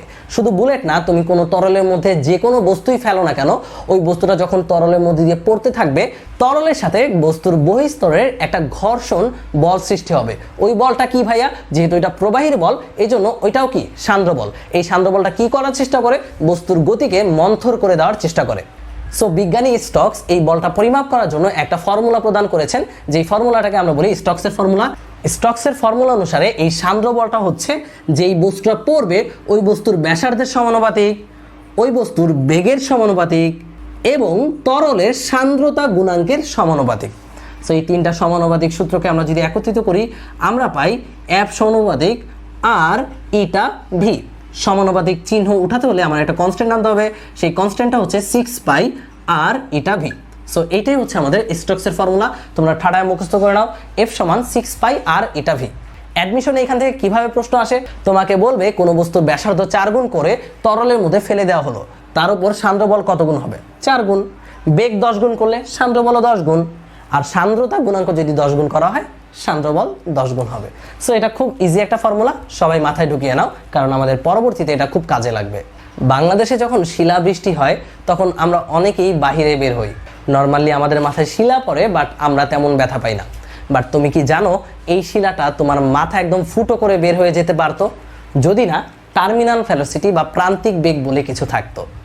সো প্রান্তিক বেগ যদি না থাকতো তাহলে নর্মাল বৃষ্টিও আমাদের জন্য অনেক ভয়াবহ কিছু হতে পারতো। দেখতা ছাতা নিয়ে বৃষ্টির মধ্যে বের হইছো, ছাতা ফুটা হয়ে গেছে। সো ভাইয়া টার্মিনাল ভেলোসিটিটা কি এখান থেকে চলো জেনে নেওয়া যাক। আচ্ছা, যখন আমার বায়ুর মধ্যে দিয়ে একটা বৃষ্টির ফোঁটা পড়বে তখন এই বৃষ্টির ফোঁটার উপর কয়টা বল আছে? তুমি একটু নর্মালি চিন্তা করো। ভাইয়া এই বৃষ্টির ফোঁটার ভর যদি হয় m, তাহলে নিচের দিকে তার ওজন কাজ করে mg, এটা নিয়ে কোনো সন্দেহ নাই।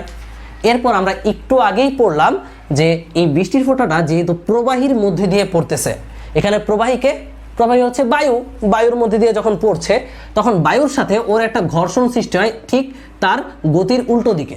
সেই ঘর্ষণ বলকে বলি আমরা সান্দ্র বল। ওই বলটা কোন দিকে কাজ করে? F, এদিকে। এবং বায়ুর একটা প্লবতা আছে না ভাইয়া, 9 10-এ পড়ছো, প্লবতা, ভি রো জি। প্লবতা কি? ঊর্ধ্বমুখী যে ধাক্কাটা তাকেই বলা হয় প্লবতা। প্লবতার ফর্মুলাটা আমি একটু মনে করা দিই, ভি রো জি। তাহলে ভাইয়া এখানে এই বায়ুর একটা প্লবতা আছে কোন দিকে? উপরের দিকে। কি আছে ভাইয়া? প্লবতা, যাকে আমি ইউ দ্বারা প্রকাশ করলাম। তাহলে এই যে বস্তুটা পড়তেছে বা এই যে পানির ফোঁটাটা পড়তেছে, এই পানির ফোঁটার উপর বর্তমানে কয়টা বল কাজ করছে? 3টা। কি কি? একটা হচ্ছে mg নিচের দিকে, একটা হচ্ছে সান্দ্র বল উপরের দিকে, একটা হচ্ছে প্লবতা উপরের দিকে। আচ্ছা, আমি যদি একটু একসাথে লিখে দিই, mg নিচের দিকে আর f এবং u উপরের দিকে। এই 3টা বলের মধ্যে কে কে কোনোদিন চেঞ্জ হবে না? mg কোনোদিন চেঞ্জ হবে না। প্লবতা ভি রো জি মানে হচ্ছে আয়তন, ঘনত্ব, অভিকর্ষ ত্বরণ। ভাইয়া বস্তুর আয়তন যদি চেঞ্জ না হয় প্লবতা কোনোদিন চেঞ্জ হবে না। রো হচ্ছে বায়ুর ঘনত্ব, জি হচ্ছে অভিকর্ষ ত্বরণ। তার মানে প্লবতাও কোনোদিন চেঞ্জ হবে না, ইউটাও ফিক্স। বাকি আছে কি? এফ। আচ্ছা, এই এফটা কি? সান্দ্র বল। তোমরা একটু আগে স্টোকসের সূত্র পড়েছো যে এফটা হচ্ছে বেগের সমানুপাতিক, তাই না? বস্তুর ব্যাসার্ধের সমানুপাতিক এবং সান্দ্রতা গুণাঙ্কের সমানুপাতিক। এখানে বায়ুর সান্দ্রতা গুণাঙ্ক চেঞ্জ হবে না, ব্যাসার্ধ চেঞ্জ হবে না বস্তুর। কিন্তু যেহেতু এই বস্তুর উপর একটা অভিকর্ষ বল কাজ করে, তাহলে এই বস্তুর বেগ কি? প্রতিনিয়ত কি? বাড়বে না? আমরা জানি কন্টিনিউয়াস যদি জি কাজ করে তাহলে বস্তুর বেগ বাড়তে বাধ্য। জি মানে কি? ত্বরণ। ত্বরণ থাকলে বস্তুর বেগ বাড়বেই। তাহলে বস্তুর বেগ যদি বাড়ে, সান্দ্র বল তত বাড়তে থাকবে। তার মানে এখানে একটা জিনিস চেঞ্জেবল, বস্তু যতই পড়তে থাকবে এই এফ এর মানটা ততই বাড়তে থাকবে। তাহলে একটা জিনিস একটু বলো তো ভাইয়া, এর এমজিটা প্রথমে বেশি থাকবে, তাই না? ইউ তো ফিক্স, বাট ইউ এর সাথে যখন এইটা যোগ হতে থাকবে এটা তো বাড়তে থাকবে। তোমাদের আমি একটা নিউমেরিক এক্সাম্পল দিই। ধরো এই mg এর মান হচ্ছে 100 শুরুতে, ইউ এর মান ফিক্স তুমি পেয়ে গেলাম মনে করো 20, আর শুরুতে সান্দ্র বল এর মানটা ডিপেন্ড করবে কিন্তু বেগের উপর। শুরুতে বেগ কম, সান্দ্র বলও কম। সান্দ্র বল মনে করো হয়ে গেল 30। তাহলে ভাইয়া বলো তো শুরুতে mg বড় না এটা বড়? অফকোর্স mg বড়, কারণ mg 100, এটা মিলে 50। এরপর যতই বস্তুটা পড়তে থাকবে ততই তার বেগ বাড়তে থাকবে। বেগ বাড়লে সান্দ্র বল মানে এই এফটাও বাড়তে থাকবে। সো ভাই এফ বাড়তেছে, বেগও বাড়তেছে, এফও বাড়তেছে, বাড়তে বাড়তে এফ হয়ে গেল 80। ভাইয়া 80 যদি হয় তাহলে এই দুইটার যোগফল কত হচ্ছে? উপরের দিকে টোটাল বল হচ্ছে 100 আর নিচের দিকে এমজি হচ্ছে 100। আচ্ছা, একটা পরন্ত বস্তুর উপর উপরে 100 নিচে 100 হলে তার উপর নিট বল কত? এই বস্তুর উপর তাহলে নিট বল কোনো এক সময় শূন্য হয়ে যাবে। নিট বল শূন্য হওয়া মানে কি? তার ত্বরণ শূন্য, তার মানে তার বেগ আর বৃদ্ধি পাবে না। অ্যাট লাস্ট ওই বেগটা নিয়েই সমবেগে সে পড়তে থাকবে। সো যেই বেগে এসে তার উপর mg এবং f প্লাস ইউ সমান হয়, ওই বেগটা নিয়েই সে বাকিটা পথ অতিক্রম করবে, আর ওই বেগটাকেই বলা হচ্ছে টার্মিনাল ভেলোসিটি বা প্রান্তিক বেগ। তাহলে সহজ ভাষায় যদি আমি তোমাদের বলতে চাই, প্রান্তিক বেগ কি? যখন কোনো একটা বস্তু তরল বা বায়বীয় পদার্থের মধ্যে দিয়ে পড়তে থাকে তখন তার বেগ অভিকর্ষ বলের কারণে বাড়তে থাকে। বেগ বাড়লে তার উপর সান্দ্র বলও কি? বাড়তে থাকবে। একটা পয়েন্টে গিয়ে দেখবে যে তার ওজন এবং উপরের দিকে সান্দ্র বল এবং প্লবতার যোগফল এই দুইটা কি হচ্ছে? সমান হচ্ছে। মানে mg এবং সান্দ্র বল প্লাস প্লবতা এই দুইটা কি হচ্ছে? সমান হয়ে যাচ্ছে। সমান হলে বস্তুর উপর নিট কোনো বল থাকবে না, নিট বল হয়ে যাবে শূন্য, বস্তুর ত্বরণও হয়ে যাবে শূন্য। তাহলে ওই লাস্ট বিন্দুর যে ভ্যালোসিটিটা, যেই বিন্দু পর্যন্ত mg এবং f প্লাস ইউটা সমান হয়ে যাচ্ছে, ওই ভ্যালোসিটি নিয়েই সে বাকি পথ সমবেগে পড়বে। আর ওই ভ্যালোসিটিটাকেই বলা হচ্ছে টার্মিনাল ভ্যালোসিটি বা প্রান্তিক বেগ। সো আশা করি তোমরা প্রান্তিক বেগের কনসেপ্টটা বুঝেছো। এই কনসেপ্ট থেকে বিভিন্ন ভার্সিটিতে কিন্তু জ্ঞানমূলক প্রশ্ন আসতে পারে, যা তোমরা এখন অ্যান্সার করতে পারবা। সো এখন আমরা প্রান্তিক বেগের সমীকরণটা দেখব। সো এখন আমরা দেখব টার্মিনাল ভ্যালোসিটির রাশিমালা। ভাইয়ারা এই জন্য আমি এখানে একটা চিত্র এঁকেছি, তোমরা সুন্দর করে আমার হাতের দিকে ফার্স্টে খেয়াল করো। এই চিত্রে তোমরা দেখতে পাচ্ছ আর ব্যাসার্ধের এবং এম ভরের ভি আয়তনের এবং এই গোলকের ঘনত্ব হচ্ছে রো এস। এস দ্বারা বুঝেছি সলিড, সলিডের ঘনত্ব হচ্ছে রো এস। এই বৈশিষ্ট্যের একটি গোলককে আমি তরলের মধ্যে ছেড়ে দিলাম। সো এই গোলকটা তরলের মধ্যে পড়ছে, তাহলে এই গোলকের উপর কয়টা বল কাজ করে? অভিকর্ষ বল বা ওজনটা খাড়া নিচের দিকে ডব্লিউ, এটা নিয়ে সন্দেহ নাই। তরলের প্লবতা ইউ উপরের দিকে এবং সান্দ্র বল এফ উপরের দিকে, তাই না? আচ্ছা, এই বস্তুটা কখন প্রান্তিক বেগ প্রাপ্ত হবে? তোমাদেরকে আমি বুঝিয়েছি, যখন বস্তুর উপর নিচের দিকে বল এবং উপরের দিকে বল সমান হবে তখন সে প্রান্তিক বেগ প্রাপ্ত হবে। সো আমি এখানে যা যা উপাত্ত দেওয়া আছে তা লিখে নিলাম। তো বস্তুর ওজনটা ফার্স্টে আমরা বের করি। ওজনের ফর্মুলা কি? ডব্লিউ সমান এম জি। এম এর জায়গায় আমরা লিখতে পারি রো ভি। রো হচ্ছে বস্তুর ঘনত্ব, এই কারণে রো এস দিয়েছি। ভি হচ্ছে বস্তুর আয়তন, জি হচ্ছে অভিকর্ষজ ত্বরণ। ভাই বস্তুর আয়তন কি? বস্তু যেহেতু গোলাকার, আয়তন হচ্ছে 4/3 পাই আর কিউব। সো এই হচ্ছে বস্তুর উপর ক্রিয়াশীল ওজন বা অভিকর্ষ বল। এরপর আমরা 2 নাম্বার স্টেপে চলে আসি। আমরা এখন বের করব বস্তুর উপর প্লবতা এবং সান্দ্র বল। ভাইয়া প্লবতার ফর্মুলা 9 10-এ পড়েছি। সো সবাই মাথায় নিয়ে আসো, প্লবতা মানে কি? ভি রো জি। দেখো এখানে তরলের ঘনত্ব যদি হয় রো এল, এল দ্বারা বুঝেছি লিকুইড, তাহলে তরলের প্লবতা কত? ভি রো এল ইন্টু জি। ভাইয়া তোমাদেরকে মনে আছে প্লবতা যখন আমরা বের করতাম, প্লবতা কিন্তু তরলের হয়, বাট আয়তনটা কার দিতাম? আয়তনটা দিতাম বস্তুর, কারণ যতটুকু আয়তন বস্তুর ওই আয়তনেই প্লবতাটা কাজ করে। এই কারণে তরলের আয়তনও সেম, আয়তন কিন্তু চেঞ্জ নাই। সো এখানে আয়তন বস্তুর রো এল ইন্টু জি, আয়তন হচ্ছে 4/3 পাই আর কিউব, রো এল ইন্টু জি। এই হচ্ছে আমাদের প্লবতা। এরপর আমাদের আর কি আছে? আমাদের আছে সান্দ্র বল। তাহলে বস্তুর উপর সান্দ্র বলের ফর্মুলা আমরা একটু আগেই পড়েছি স্টোকসের ফর্মুলা থেকে। এফ সমান 6 পাই আর ইটা ভি। 6 পাই তো আমরা চিনি, আর হচ্ছে বস্তুর ব্যাসার্ধ, ইটা হচ্ছে তরলের সান্দ্রতা গুণাঙ্ক, আর ভি হচ্ছে বেগ, বস্তুর বেগ। সো আমরা সব বের করে নিলাম নেসেসারি যা কিছু আছে। এখন তোমরা আমাকে বলো টার্মিনাল ভেলোসিটির শর্ত কি? টার্মিনাল ভেলোসিটি শর্ত হচ্ছে বস্তুর উপর নিট বল শূন্য হইতে হবে। বস্তুর উপর নিট বল শূন্য হওয়া মানে বস্তুর উপরের দিকে ক্রিয়াশীল বল এফ প্লাস ইউ সমান হতে হবে নিচের দিকে ক্রিয়াশীল বল ওজন বা ডব্লিউ। সো আমি এখানে উপাত্তগুলো বসিয়ে দিলাম, এফ এর মান বসালাম, ইউ বা প্লবতার মানটাও বসালাম, ডব্লিউ বসিয়ে দিলাম। এরপর ভাইয়া 6 পাই আর ইটা ভিকে এক সাইডে রেখে বাকি সব আরেক সাইডে নিয়ে 4/3 পাই আর কিউব জি কমন নিলে আমাদের এই ইকুয়েশনটা চলে আসে। এরপর তুমি বের করবা কি? বেগ। এই শর্তটা যে লিখছো, এই শর্তটা কিসের জন্য? প্রান্তিক বেগের জন্য। তাহলে এখান থেকে যে বেগটা বের হবে সেটা কিসের বেগ? প্রান্তিক বেগ। সো তুমি ভেলোসিটি যদি বের করতে চাও, ভি সমান আসবে, এটাকে নিচে নিয়ে আসবা, পাই আর কাটা চলে গিয়ে আলটিমেটলি এই রেড কালার ইকুয়েশনটা চলে আসবে। ইকুয়েশনটা সবাই মুখস্থ করে ফেলো। প্রান্তিক বেগ ভি সমান 2r² rho S minus rho L into G divided by 9 eta. সহজ সূত্র কিন্তু rho S minus rho L into G divided by 9 eta, সাথে কি 2r² গুণ। সো এটাই হচ্ছে আমাদের প্রান্তিক বেগ বা টার্মিনাল ভেলোসিটি রাশিমালা। আশা করি তোমরা থিওরি এবং প্রমাণ দুইটাই বুঝেছো। সো ভাইয়া আমরা যে থিওরিটা পড়ালাম এখান থেকে তুমি বুঝতে পারলা এই বস্তুর প্রান্তিক বেগ যদি পেতে হয় তাহলে প্রান্তিক বেগের শর্ত কি? নিচের দিকে বল এবং উপরের দিকে বল সমান হতে হবে। নিচের দিকে বল কত? ডব্লিউ। উপরের দিকে বল কি ভাইয়া? প্লবতা প্লাস সান্দ্র বল। এই দুইটা সমান হলেই আমরা প্রান্তিক ভেলোসিটিটা পাবো। সো প্রান্তিক ভেলোসিটি কন্ডিশন আমি লিখে দিয়েছি। উপরের দিকে বল মানে হচ্ছে সান্দ্র বল প্লাস প্লবতা সমান হবে বস্তুর ওজন। আর এইখান থেকে সমীকরণে আমরা যদি যাবতীয় ভ্যালু বসিয়ে দেই তাহলে আমরা প্রান্তিক বেগের ফর্মুলা পাবো ভি সমান 2r² বস্তুর ঘনত্ব মাইনাস লিকুইডের ঘনত্ব ইন্টু জি ডিভাইডেড বাই 9 ইটা। এটা হচ্ছে সান্দ্রতা গুণাঙ্ক। সো এখানে ভি হচ্ছে প্রান্তিক বেগ, আর হচ্ছে বস্তুর ব্যাসার্ধ, ঘনত্বগুলো অলরেডি আমি বলেছি, যে হচ্ছে অভিকর্ষজ ত্বরণ এবং এটা হচ্ছে তরলের সান্দ্রতা গুণাঙ্ক। সো এটা দিয়ে কিন্তু ভার্সিটি অ্যাডমিশনে অনেক ম্যাথ চলে আসে। আচ্ছা, তোমরা কি কখনো চিন্তা করেছো বৃষ্টি যখন পড়ে তখন বৃষ্টির ফোঁটাগুলো গোলাকার কেন হয়? বা টিউবওয়েল থেকে যখন পানি ফোঁটায় ফোঁটায় পড়ে তখন তারা গোলাকার কেন হয়? ত্রিভুজ আকৃতির কেন হয় না? চতুর্ভুজ আকৃতির কেন হয় না? এই কেন হয় না এর কারণটাই হচ্ছে সারফেস টেনশন বা পৃষ্ঠটান। সো ভাইয়া পৃষ্ঠটানটা কি? চলো আমরা সুটেবল সংজ্ঞা দিয়ে আসি। ভাইয়া এখানে তুমি দেখতে পাচ্ছ একটা পাত্র, যা তোমাকে আমি উপর থেকে টপ ভিউ দেখাচ্ছি। এই পাত্রের উপর আমি একটা রেখা কল্পনা করলাম।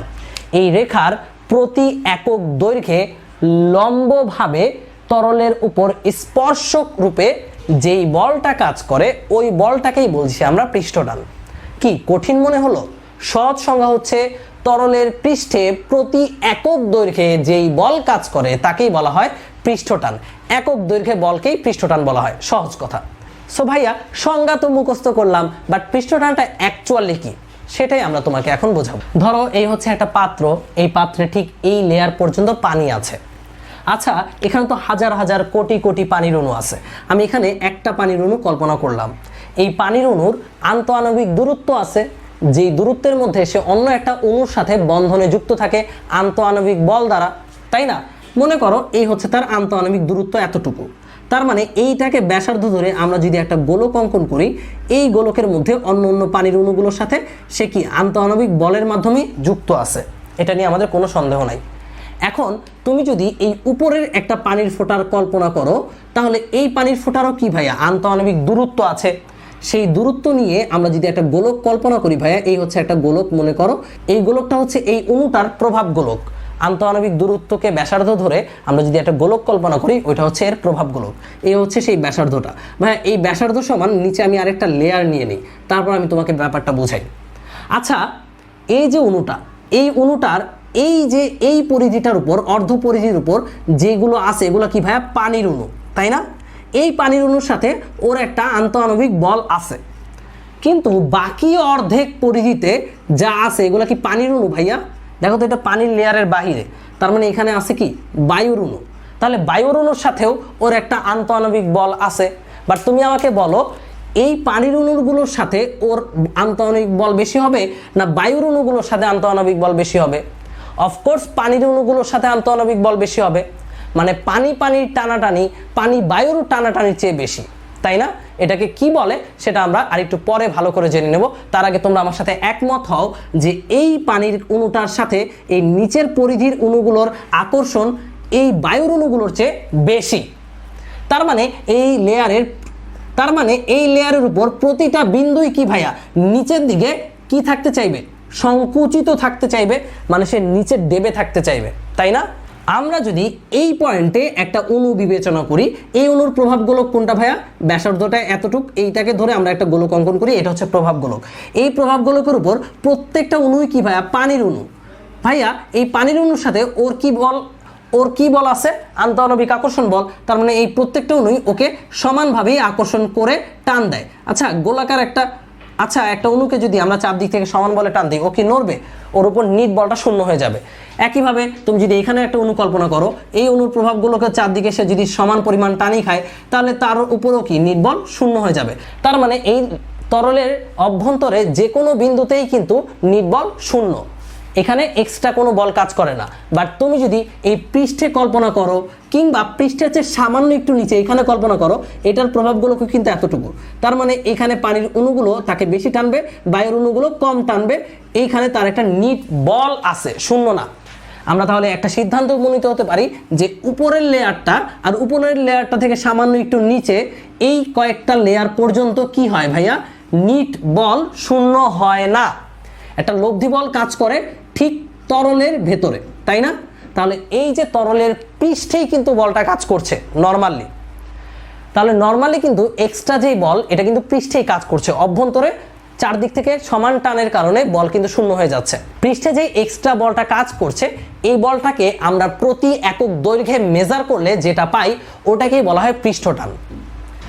আমি যদি বলি এই পৃষ্ঠে বল কাজ করছে এফ, তাহলে একক দৈর্ঘ্যে বল কাজ করছে কত? F/L। এই F/L কেই বলা হচ্ছে পৃষ্ঠটান, যার একক হচ্ছে নিউটন পার মিটার। প্রতি একক দৈর্ঘ্যে ক্রিয়াশীল বল কোথায়? তরলের পৃষ্ঠে। এটা কিন্তু অভ্যন্তরে পৃষ্ঠটান নাই। কেন নাই সেটা কিন্তু অলরেডি আমরা ব্যাখ্যা করেছি। এখন আমরা আসি বৃষ্টির ফোঁটা, পানির ফোঁটা কেন গোলাকার হয়। ভাই আমি একটা বিশাল করে বৃষ্টির ফোঁটা আঁকলাম। আচ্ছা, এই বৃষ্টির ফোঁটার এই অভ্যন্তরে যদি একটা অণু ধরো, এই অণুর উপর নিট বল কত? শূন্য। কারণ এই অণুর প্রভাব গোলকের উপর প্রত্যেকটা বিন্দুর মধ্যেই কি আছে? পানির অণুই আছে, সে সমান টান খাবে, সো তার নিট বল শূন্য, এটা নিয়ে কোনো ঝামেলা নাই। বাট উপরের লেয়ারটা কল্পনা করো, এই উপরের লেয়ারে যে অণুগুলো আছে আমি সেই অণুগুলো একটু চিন্তা করি। এই অণুটার উপর এই অণুর প্রভাবগুলোকে বায়ুর অণুগুলো তাকে বাইরের দিকে টানবে, বাট পানির অণুগুলো তাকে ভেতরের দিকে টানবে, তাই না? তুমি বলো পানির টান বেশি হবে না বায়ুর টান বেশি হবে? ভাইয়া ও পানি, ওরে তো পানি বেশি বলে টানবে, তাই না? সো আলটিমেটলি ও কোন দিকে বল ফিল করবে? নিট একটা বল এদিকে ফিল করবে। একইভাবে এই পরিধির উপর প্রত্যেকটা বিন্দুই কি বল এদিকে ফিল করবে। তাহলে ভাইয়া যদি তারা এদিকে বল ফিল করে তাহলে জিনিসটা কেমন হয়ে যাচ্ছে তোমরাই বলো আমাকে। জিনিসটা কি কম্প্রেসড বা সংকুচিত হতে চাচ্ছে, আর সংকুচিত হলে জিনিসটার আকার কেমন হবে? গোলাকার হবে। সো পানির ফোঁটা কেন গোলাকার হয়? পৃষ্ঠটানের কারণে। তার কারণ তার পৃষ্ঠটা অলওয়েজ সংকুচিত হতে চায় পৃষ্ঠের বলের কারণে। তাহলে পৃষ্ঠটান কাকে বলে? তরলের পৃষ্ঠে প্রতি একক দৈর্ঘ্যে যেই বলটা কাজ করে তাকেই বলা হচ্ছে পৃষ্ঠটান। এই সংজ্ঞাটা কিন্তু আমি তোমাদের জাস্ট বোঝার জন্য দিছি, ভালো সংজ্ঞাটা অবশ্যই বই থেকে পড়ে নেবা। ওই যে স্পর্শক, একক দৈর্ঘ্যের লম্বভাবে এই কথাগুলো অ্যাড করে নেবা, এটা তোমাদের দায়িত্ব। সো ভাইয়া আমি যদি বলি এই হচ্ছে তরল, এই তরলের পৃষ্ঠে একটা বস্তু আছে, এই তরলের পৃষ্ঠে আমি একটা রেখা কল্পনা করলাম, যে রেখার উপর পানিগুলো এভাবে টান দিচ্ছে, পানির অণুগুলো এভাবে টান দিচ্ছে। সো ভাইয়া আমি এই তরলের উপর একটা রেখা কল্পনা করলাম, যে রেখার দুই প্রান্তে দিয়ে কি ভাইয়া তরল টানে। ওকে, সো কত বলে টানে? মনে করো F বলে টানে। তাহলে আমরা বলতে পারি L দৈর্ঘ্যে, এই রেখাটার দৈর্ঘ্য ধরে নাও L দৈর্ঘ্যে কত বল কাজ করে? বল কাজ করে F নিউটন। সুতরাং একক দৈর্ঘ্যে কত বল কাজ করবে ভাইয়া? F/L Newton per metre. আর একক দৈর্ঘ্যে যেই বলটা কাজ করে তাকে আমরা বলছি পৃষ্ঠটান T। তাহলে T সমান লিখতে পারবো F/L, একক কি ভাই? Newton per metre.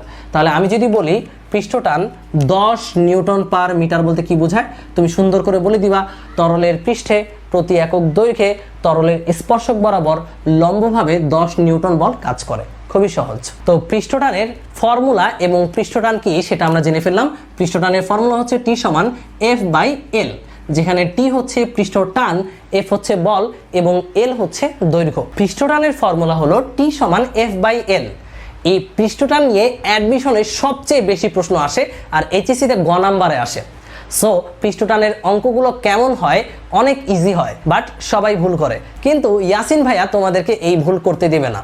সো ভাইয়ারা চলো পৃষ্ঠটান সম্পর্কে ম্যাথমেটিক্যাল কিছু জিনিস দেখে আসি। যেমন ধরো এটা একটা অঙ্ক, এই অঙ্কে তোমাকে বললো একটা সুই 5 মিটার দৈর্ঘ্যের পানিতে ভাসছে, যেই সুইয়ের উপর টোটাল 100 নিউটন বল কাজ করে। তাহলে এখানে তরলের পৃষ্ঠটান কত? সো তোমরা ভিডিওটা পজ করে ফার্স্টে অ্যান্সারটা বের করো, তারপর আমার সাথে মিলাও। এখানে পৃষ্ঠটান T সমান অনেকেই বের করে ফেলছো F/L, F হচ্ছে 100, L হচ্ছে 5। এটা কোনো ব্যাপার হইলো? এটা করে তোমরা অনেকেই 20 নিউটন পার মিটার অ্যান্সারটা বের করছো। আর এইটা করা মানেই তুমি কাটা খেয়ে গেলা। কেন কাটা খেয়ে গেলা সেইটার রিজনটাই আমরা এখন পড়বো। রিজনটা হচ্ছে F তোমাকে সরাসরি দেয়া থাকবে, তোমাকে বস্তুর দৈর্ঘ্য সরাসরি দেয়া থাকবে, বাট তুমি সূত্রের সরাসরি অ্যাপ্লাই করতে পারবা না। এখানে আমাদের কনসার্ন থাকতে হবে এই এলটাকে নিয়ে। এলটা কি? এল কিন্তু ভুলেও ভাইব না যে বস্তুর দৈর্ঘ্য। এল কি? এল এর পরিচয়টা সবাই আমার সাথে লিপসিং করবা। এল হচ্ছে তরলের যতটুকু দৈর্ঘ্য কঠিনকে টাচ করে। সবাই লিপসিং করো। এল হলো তরলের যতটুকু দৈর্ঘ্য কঠিনকে টাচ করে। ভাই আমি এই লাইনটা দিয়ে কিছুই বুঝলাম না, সো চলো এই লাইনটা দিয়ে কি মিন করে সেটা বুঝে নিই। এখানে আমরা অনেকগুলো বস্তু এঁকেছি যাদের জন্য আমরা এল এর পরিচয়টা জানবো। ফার্স্টে আমরা একটা সুই এঁকেছি। এই সুইকে যদি আমরা তরলের পৃষ্ঠে ভাসাই তাহলে এটার জন্য আমরা সূত্র লিখতে পারবো T সমান F/L। এফ আমরা যেটা দিছে সেটা বসায় দিব, কোনো সমস্যা নেই, বাট এল এর পরিচয়টা আমাদের ভালো করে মাথায় রাখতে হবে। এলটা কি? তরলের যতটুকু দৈর্ঘ্য কঠিনকে টাচ করে। আচ্ছা ভাইয়া এই সুইটা যখন তুমি পানিতে ভিজাইলা বা পৃষ্ঠে রাখলা, বলো তো কতটুকু দৈর্ঘ্যে টাচ করে? এক্স দৈর্ঘ্যে? না। দেখো তো তরলটা কি ভাইয়া সুইয়ের এই পাশে টাচ করবে না? করলো। কত দৈর্ঘ্য টাচ করলো? এক্স। আবার কি ভাইয়া তরলটা ওই পাশে টাচ করবে না? কল্পনা করে দেখো তো, একটা সুইকে তুমি পানিতে ভাসাচ্ছ বা একটা কাঠিকে তুমি পানিতে ভাসাচ্ছ, কাঠির কি দুই সাইড টাচ করবে না? এই মনে করো কাঠিটা তরলে ভাসতেছে, তরল ভাইয়া এই সাইডে টাচ করবে না? এই সাইড টাচ করলে কত? এক্স। আবার এই সাইড টাচ করলেও কত? এক্স। এক্স মানে আমি দৈর্ঘ্যটা বলছি, তার মানে এটা যদি টোটাল হয় 2 মিটার, তরল টাচ করতেছে 2 মিটার, 2 মিটার কত মিটার? 4 মিটার। তাহলে এখানে কিন্তু এল এর পরিচয় কত ভাইয়া? 2x। ওকে, মুখস্থ করার কিছু নাই, তুমি খালি দেখবা তরলটা কতটুকু দৈর্ঘ্য জুড়ে টাচ করছে। এরপর আমি এঁকেছি একটা রিং। একটা তারকে বাঁকিয়ে তুমি যদি পানিতে ভাসাইতে পারো তাহলে তার জন্য যদি বলে পৃষ্ঠটান কত, তুমি সুন্দর করে লিখলা T সমান F/L। এফ নিয়ে সমস্যা নাই, এফ দেয়া থাকবে। এলটা কি ভাইয়া? এখানে রিংয়ের জন্য দৈর্ঘ্য কোনটা? তোমরা সবাই জানো গোলাকার কোনো বস্তুর দৈর্ঘ্য মানে তার পরিধি। তাহলে ভাইয়া এটার পরিধি কত? সবাই বলবে যে এটার ব্যাসার্ধ যদি আর হয় তাহলে এখানে এল এর পরিচয় হচ্ছে 2πr। না ভাইয়া, এখানে এল এর পরিচয় 2πr না। দেখি আমরা, চলো তরলের কতটুকু দৈর্ঘ্য এটাকে টাচ করে। আচ্ছা বলো তো, এটাকে যদি ভাসাই তরলকে এই সাইডে টাচ করবে কিনা বলো? অবশ্যই টাচ করবে। তাহলে এই সাইডে টাচ করলো 2πr। আবার দেখো তো ভাইয়া, এই ভেতরের সাইডটা কি টাচ করবে কিনা? অফকোর্স ভেতরের সাইডটাও টাচ করবে। কত টাচ করলো? 2πr। তাহলে টোটাল কত দৈর্ঘ্য টাচ করলো? টোটাল টাচ করলো এল সমান 2πr প্লাস 2πr সমান হচ্ছে 4πr। তাহলে এখানে কিন্তু এল এর পরিচয় বসাতে হবে 4πr। দেখছো, বুঝলে কিন্তু ইজি, না বুঝলে কিন্তু তুমি কখনোই পারবা না। এরপর চলে আসি ডিস্ক। ধরো একটা ডিস্ক, একটা প্লেটকে তুমি পানিতে ভাসাচ্ছ, তখন পৃষ্ঠটান বের করতে বলে কি বলবা? F/L কত বসাবা? এটা তোমরা আগে বের করো, তারপর আমার সাথে মিলাও। ভাইয়া দেখো তো, পানি খালি কিন্তু এটাকে এদিকেই টাচ করবে, এই সাইডটাতেই টাচ করবে। যেহেতু এটা নিরেট, যেহেতু এটা ডিস্ক, তার মানে ভেতরে কিন্তু পানি টাচ করতে পারবে না। যেহেতু বাহিরেরটাই টাচ করবে, তার মানে বাহিরের পরিধিতেই টাচ করবে। এল এর পরিচয় হচ্ছে জাস্ট 2πr। এবার আমরা চলে আসি একটা নিরেট সিলিন্ডার। নিরেট সিলিন্ডার মানে তুমি এই কলমটাকে কল্পনা করতে পারো। আমি যদি এটাকে পানিতে এভাবে ডুবাই, ভাইয়া পানির পৃষ্ঠ কতটুকু টাচ করে দেখো তো? জাস্ট এই দৈর্ঘ্যটা টাচ করবে না, মানে এটার পরিধিটাকে টাচ করবে। কল্পনা করে দেখো, এটাকে যদি তুমি এভাবে পানিতে ডুবাও, পানিটা খালি ভাইয়া এই যে রাউন্ড যে দৈর্ঘ্যটা, এই রাউন্ড দৈর্ঘ্যটা মানে পরিধিটা টাচ করবে। তার মানে এখানে এল এর পরিচয় হচ্ছে 2πr। নিরেট যেহেতু পানিতে ভিতরে ঢুকতে পারবে না, সো এল এর পরিচয় 2πr। অনেকে আবার পাকনামি করে ভাবে কি, ভাই এই দৈর্ঘ্যটা নিব না। আচ্ছা ভাইয়া, তুমি যখন এটা পানিতে ডুবাচ্ছ, এই দৈর্ঘ্যটা কি পানির পৃষ্ঠে আছে কোনোদিন? না। তুমি যখন এটাকে ধরে অর্ধেকটা পানিতে ডুবাই ফেলতেছে, অর্ধেকটা তো পানির তলে চলে গেছে। পানির তলে তো পৃষ্ঠটা নাই, পৃষ্ঠে আছে। পৃষ্ঠে কতটুকু দৈর্ঘ্যে টাচ করে? Just 2πr। সো এখানে এল এর পরিচয় 2πr। এবার ফাঁপা সিলিন্ডারের উত্তরটা তোমরাই দিয়ে দাও আর আমার সাথে মিলিয়ে নাও। ভাইয়া ফাঁপা সিলিন্ডারের ভেতরে পানি টাচ করবে, আবার বাহিরেও পানি টাচ করবে। ভেতরে 2πr, বাহিরে 2πr, তাহলে এখানে এল এর পরিচয় 4πr। এবার তোমাদের জন্য একটা কুইজ আমি রেখে দিচ্ছি। কুইজটা হচ্ছে, দেখি কুইজটার উত্তর কে কে দিতে পারো। এ হচ্ছে একটা ডাস্টার, যার দৈর্ঘ্য এ, প্রস্থ বি। আবারও বলছি, যার দৈর্ঘ্যটা এ, প্রস্থ হচ্ছে বি। এটাকে যদি আমি পানিতে ভাসাই, তাহলে পৃষ্ঠটানের জন্য এল এর মানটা কত হবে? ভাইয়া দেখি কারা কারা উত্তর দিতে পারো। এবার চলো আমার সাথে মিলিয়ে নাও। ভাইয়া দেখো তো, পানি কতটুকু দৈর্ঘ্যে টাচ করে? A B, A B. তাহলে কতটুকু দৈর্ঘ্য হচ্ছে? a plus B plus A plus B.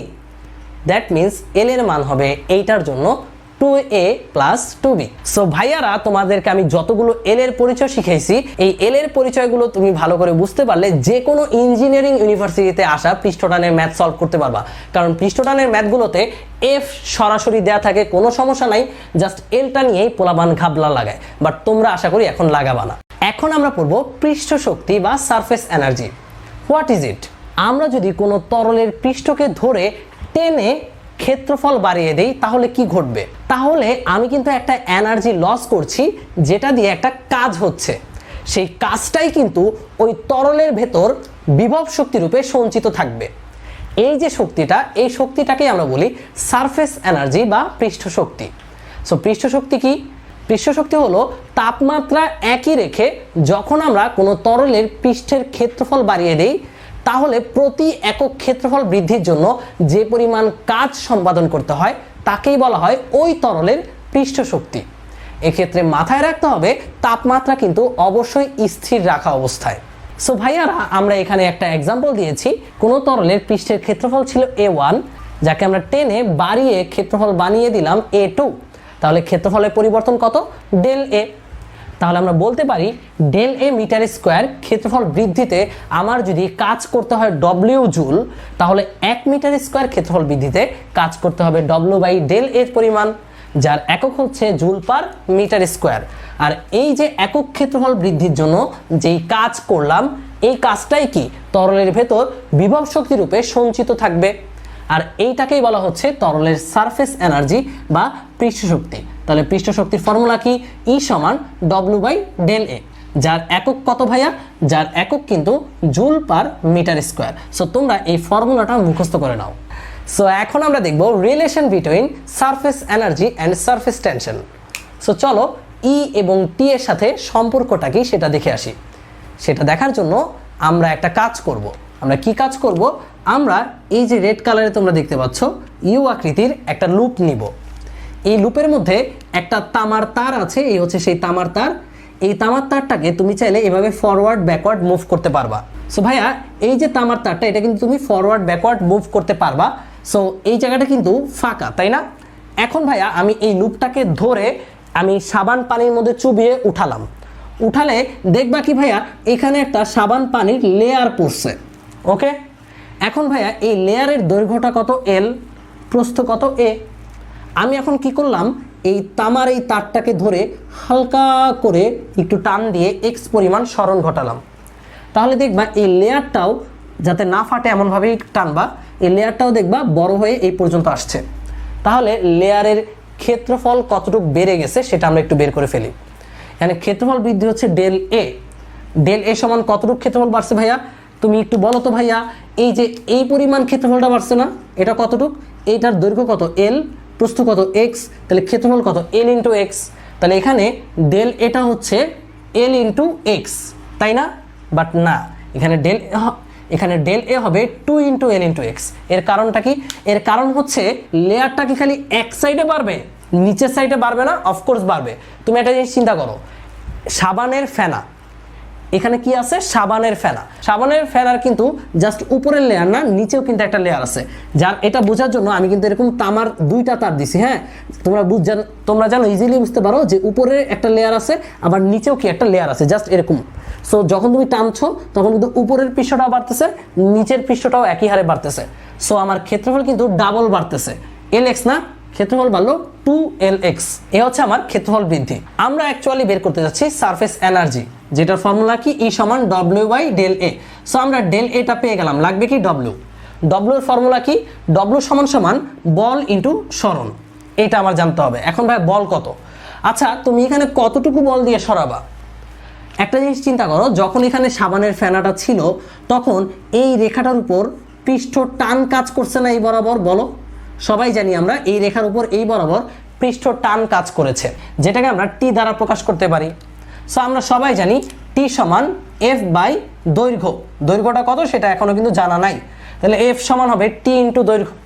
তাহলে এফ সমান হবে টি ইন্টু দৈর্ঘ্য। টি বসালাম, টি দেয়া থাকবে তরলের। দৈর্ঘ্যটা কত ভাইয়া? দৈর্ঘ্য কতটুকু? দৈর্ঘ্য মানে কি শুধু এল? না, দৈর্ঘ্য মানে 2l।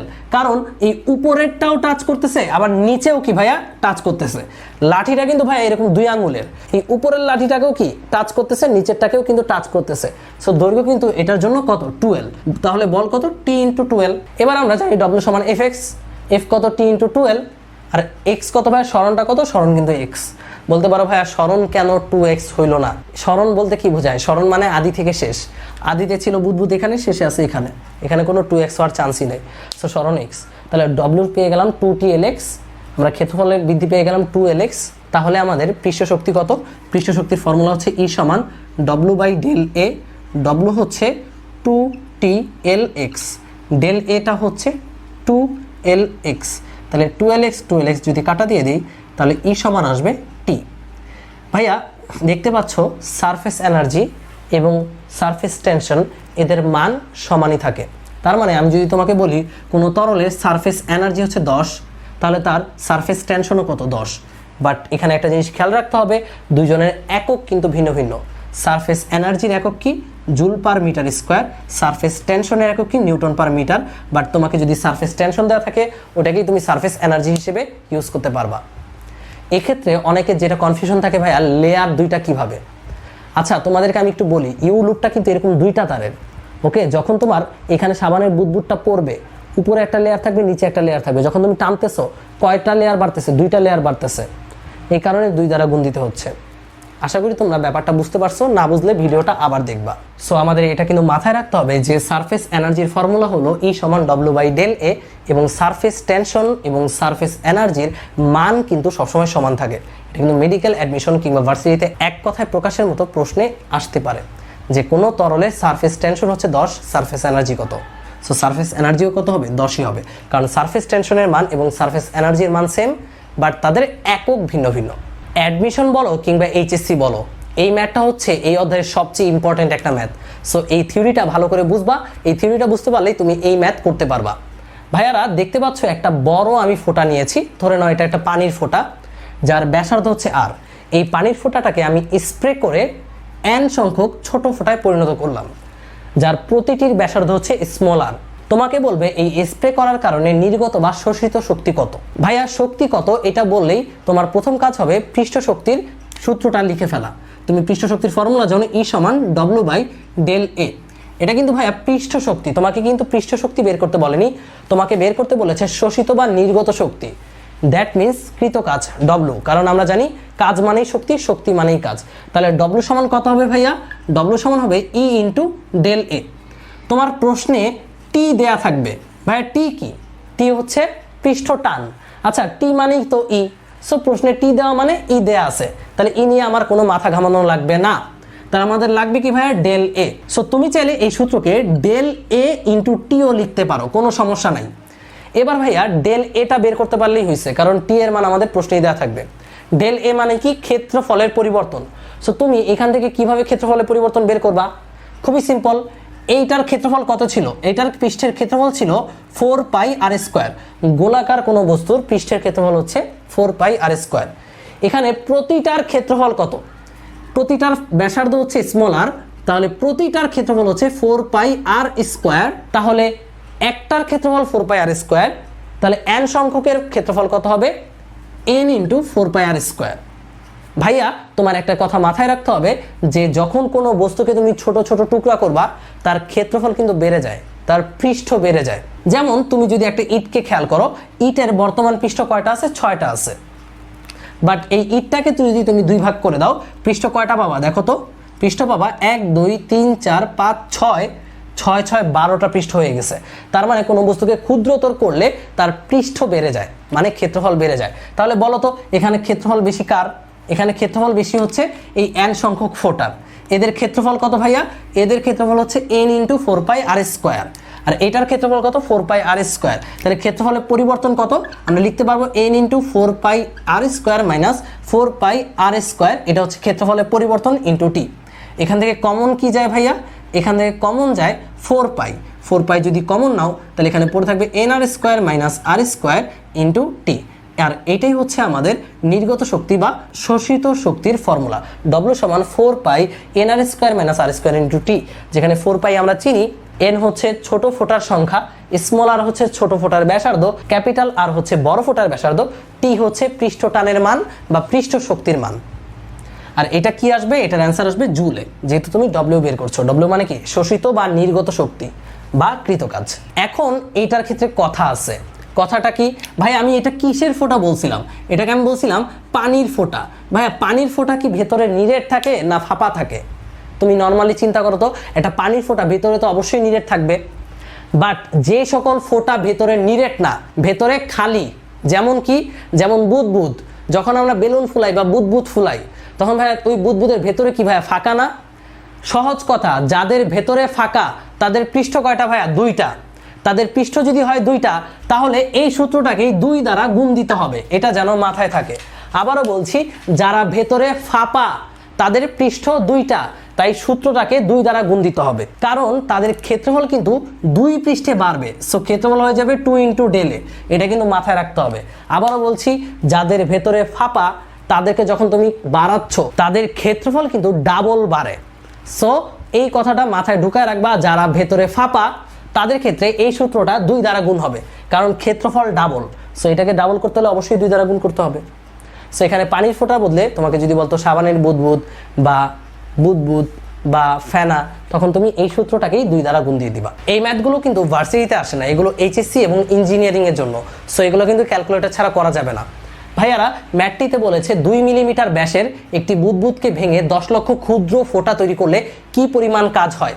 ভাইয়া এই মনে করো বড় ফোঁটাটা, যার ব্যাস হচ্ছে 2 মিলিমিটার, তাহলে ব্যাসার্ধ কত? তাহলে ব্যাসার্ধ হচ্ছে 1 মিলিমিটার। 1 মিলিমিটারকে মিটারে নিলে আর হচ্ছে 10⁻³ মিটার, এটা নিয়ে কোনো সন্দেহ নাই। এটাকে ভেঙে 10 লক্ষ ফোঁটায় পরিণত করলা, তার মানে এখানে n হচ্ছে 10⁻⁶। 10⁻⁶ মানেই 10 লক্ষ। তাহলে প্রশ্ন করলো কি পরিমাণ কাজ হইলো। টি এর মান বলা আছে। আমরা সবাই ফর্মুলাটা জানি, ফর্মুলা কি? ডব্লিউ সমান 4 পাই এন আর স্কোয়ার মাইনাস আর স্কোয়ার ইন্টু টি। আচ্ছা ভাইয়া এটা কি বলছে? এটা বলছে বুদবুদ। পানির ফোঁটা বললে এটাই রাখতাম, যেহেতু বুদবুদ তার মানে পৃষ্ঠ কয়টা? দুইটা, তার মানে বাড়ছে কয় দিকে? দুই দিকে, সে এটাকে 2 দ্বারা গুণ দিতে হবে। 2 দ্বারা গুণ না দিলে কিন্তু কাটা, বাট পানির ফোঁটা বললে 2 দ্বারা গুণ দিতাম না। আশা করি তোমরা এই ব্যাপারটা বুঝতে পারছো। এখন যা যা আছে বসিয়ে দাও। 4 পাই এন এর মান হচ্ছে 10⁻6, স্মল আর কি দিছে? দেয় নাই, তাহলে স্মল আর ফাঁকা রাখি। বড় আর দিছে? হ্যাঁ দিছে, বড় আর হচ্ছে 10⁻3। এর আবার কি আছে ভাই? স্কোয়ার আছে, যেহেতু ফার্স্ট ব্র্যাকেট আমি সেকেন্ড ব্র্যাকেট করে দিলাম, ইন্টু টি এর মান দিয়ে দিচ্ছে, টি এর মান এটা বসাবা, ইন্টু 2। এরপর ভাইয়া আমাদের লাগবে কি? স্মল আর। এখন স্মল আরটা কিভাবে বের করব? এই যে দেখো আমি একটু রাফ করে দিচ্ছি এই সাইডে, তোমরা এই সাইডে এইভাবে করবা, তোমরা এই সাইডে এইভাবে করবা। স্মল আর কিভাবে বের করে ভাইয়া? একটা কথা মাথায় রাখতে হবে, যদি তুমি একটা বুদবুদকে ভেঙে অনেকগুলো বুদবুদে পরিণত করো তাহলে কিন্তু তাদের আয়তন কোনোদিন চেঞ্জ হবে না, আয়তন কোনোদিন বাড়ে কমে না। আমাকে তোমরা যদি কাইটা 100 পিসও করো, আমার আয়তন এখন যা, ওই 100 পিসের আয়তন তাই থাকবে। সো তোমার মাথায় রাখতে হবে এইটার যা আয়তন, এটা আয়তন কত? 4/3 পাই আর কিউব। এই বুদবুদগুলোর আয়তনও একই হবে। বুদবুদের প্রত্যেকটার আয়তন হচ্ছে 4/3 pi small R cube, but total আয়তন কত? n into 4/3 pi small R cube. এই দুইটা কি হবে? সমান হবে। সো এখান থেকে তুমি চাইলে স্মল আরটা বের করতে পারবা। 4/3 পাই আর কিউব, আমরা জানি আয়তন সবসময় সমানই থাকবে, সমান হচ্ছে n into 4/3 pi small R cube. 4/3 পাই 4/3 পাই কাটা, তার মানে বড় আর কিউব সমান n ইন্টু ছোট আর কিউব। এই ফর্মুলা থেকে তোমাকে যদি বড় আর দেয়া থাকে তুমি ছোট আর বের করে নিতে পারবা, তোমাকে ছোট আর দেয়া থাকলে বড় আর বের করে নিতে পারবা। Not a big deal. এখানে কি দেয়া আছে? দেয়া আছে বড় আর, নাই কেটা, নাই হচ্ছে ছোট আর। তো ছোট আর তুমি বের করতে পারবা না? অফকোর্স পারবা। ছোট আর সমান হবে আর কিউব ডিভাইডেড বাই n। এটার আবার ঘন করতে হবে, ঘন করলে এটার কিউব চলে যাবে, বাট এটার উপরে একটা ঘন চিহ্ন আসবে। সো এইটা হচ্ছে আমার ছোট আর। সেই ছোট আর এর মানটা বের করে এখানে বসিয়ে অ্যান্সারটা বের করার দায়িত্ব হচ্ছে তোমাদের। আর ইঞ্জিনিয়ারিং অ্যাডমিশনে আসলে তুমি সরাসরি এই ফর্মুলাটা ইউজ করতে পারো ছোট আর থেকে বড় আর বের করার জন্য, বা বড় আর থেকে ছোট আর বের করার জন্য। সো এটা মুখস্থ রাখাটাই শ্রেয়। আর কিউব সমান এন আর কিউব, এটা দিয়ে আর এর মান বের করে যে আরটা মিসিং থাকবে ওই আর এর জায়গায় বসিয়ে দিবে, বসিয়ে অঙ্কটা করে ফেলবে। এখানে সতর্কতা এইখানটায় অবলম্বন করতে হবে যে বুদবুদ হলে 2 দ্বারা গুণ, বুদবুদ না হলে মানে পানি হলে 2 দ্বারা গুণ হবে না। বাট যদি সাবানের ফেনা হয় তখনও কি 2 দ্বারা গুণ, মানে যারা ফাঁপা তাদের জন্য 2 দ্বারা গুণ। আমরা এখন একটা মজার বিষয় পড়বো যার নাম হচ্ছে অ্যাঙ্গেল অফ কন্ট্যাক্ট বা স্পর্শকোণ।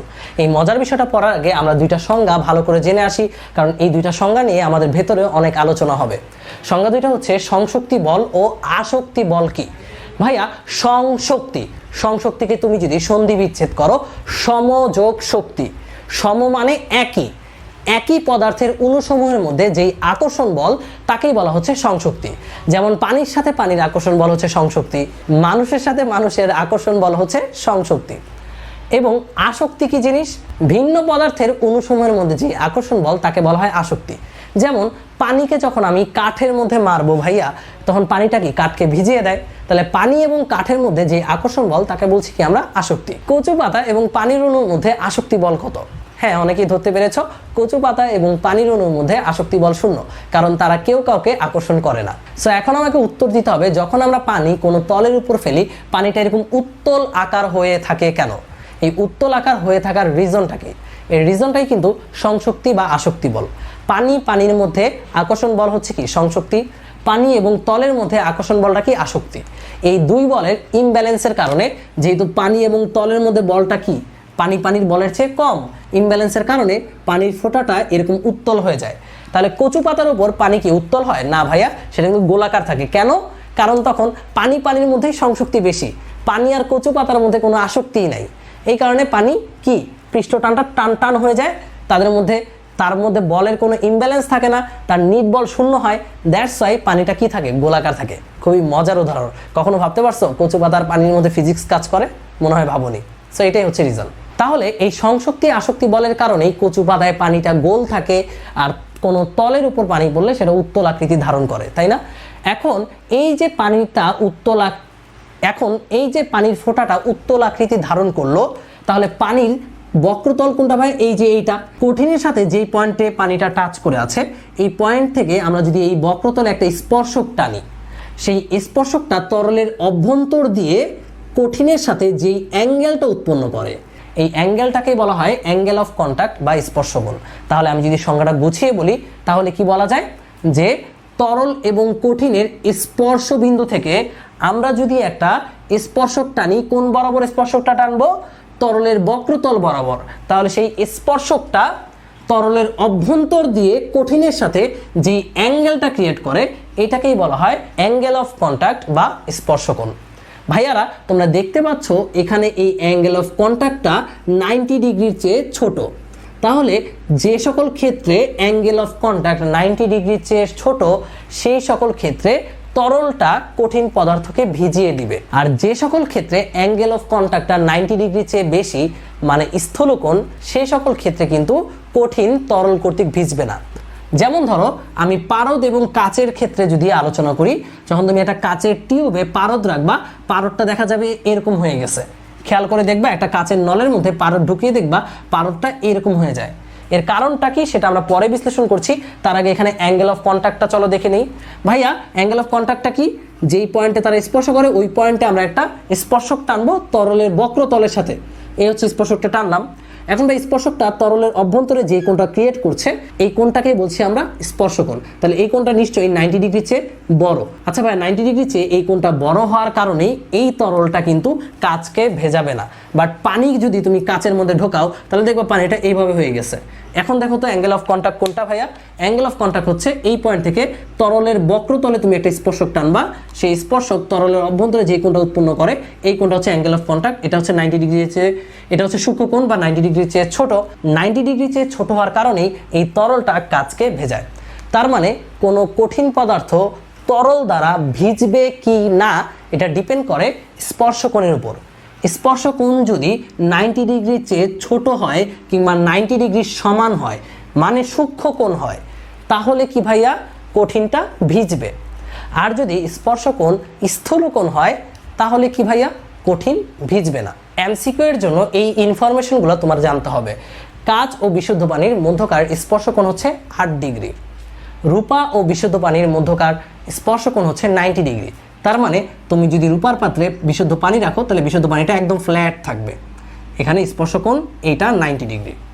এবং কাঁচ ও পারদের মধ্যকার স্পর্শকোণ হচ্ছে 139 ডিগ্রি, যেই কারণে পারদ কিন্তু কাঁচকে কখনোই ভেজাতে পারবে না। সো এখন আমরা আলোচনা করব কৈশিকতা বা ক্যাপিলারিটি নিয়ে। কৈশিকতা কি ভাইয়া? ধরো একটা পাত্রে পানি ছিল, এই পাত্রে আমি চিকন চিকন দুইটা নল ঢুকিয়ে দিলাম। এই মনে করে একটা নল যেটা মোটামুটি মোটা আর এটা হচ্ছে আরও চিকন সরু নল প্রবেশ করালাম। দেখবা কিছু পরিমাণ পানি এই নলে উপরে উঠে যাবে। পানির লেয়ারটা ছিল কিন্তু এই পর্যন্ত, বাট কিছু পানি উপরে উঠে যাবে। আর সরু নলে পানি আরও উপরে উঠে যাবে। এর কারণটা কি? এই যে পানির উপরে উঠে যাওয়া এটাকেই বলা হয় কৈশিকতা। আর এই নলগুলোকে বলা হয় কৈশিক নল। এই ঘটনাটা কেন ঘটে দেখো, আমরা আগেই বলেছি পানির অণুর মধ্যে যে আকর্ষণ বল তাকে বলে সংশক্তি, এবং পানি ও অন্য কোনো ম্যাটেরিয়ালের মধ্যে আকর্ষণ বলকে বলবো আসক্তি। তরল কেন এই টিউবে উপরে উঠে যাচ্ছে এর রিজনটা হচ্ছে, দেখো আমি আলাদা করে একটা টিউব এঁকেছি। এখানে মনে করো এখানে এতটুকু পর্যন্ত তরল আছে। ভাইয়া এই যে কাচের সাথে যে তরলের যেখানে যেখানে টাচ খাচ্ছে এখানে আসক্তি বল তরলের সংশক্তি বলের চেয়ে বেশি। এই কারণে এই জায়গাটা একটু অবতল হয়ে যায়। অবতল হওয়ার পর এই যে যেই ফাঁকা জায়গাটা যেখানে টাচ খায়নি এটা কি তরলের মুক্ত পৃষ্ঠ। এই মুক্ত পৃষ্ঠে কি হয়? মুক্ত পৃষ্ঠে পৃষ্ঠটানের উদ্ভব ঘটে। পৃষ্ঠটানের কারণে এই মুক্ত পৃষ্ঠটা অবতল থেকে সমতল হতে চায়। তার মানে এই অবতল জায়গাটা সমতল হয়ে যাবে পৃষ্ঠটানের দরুন।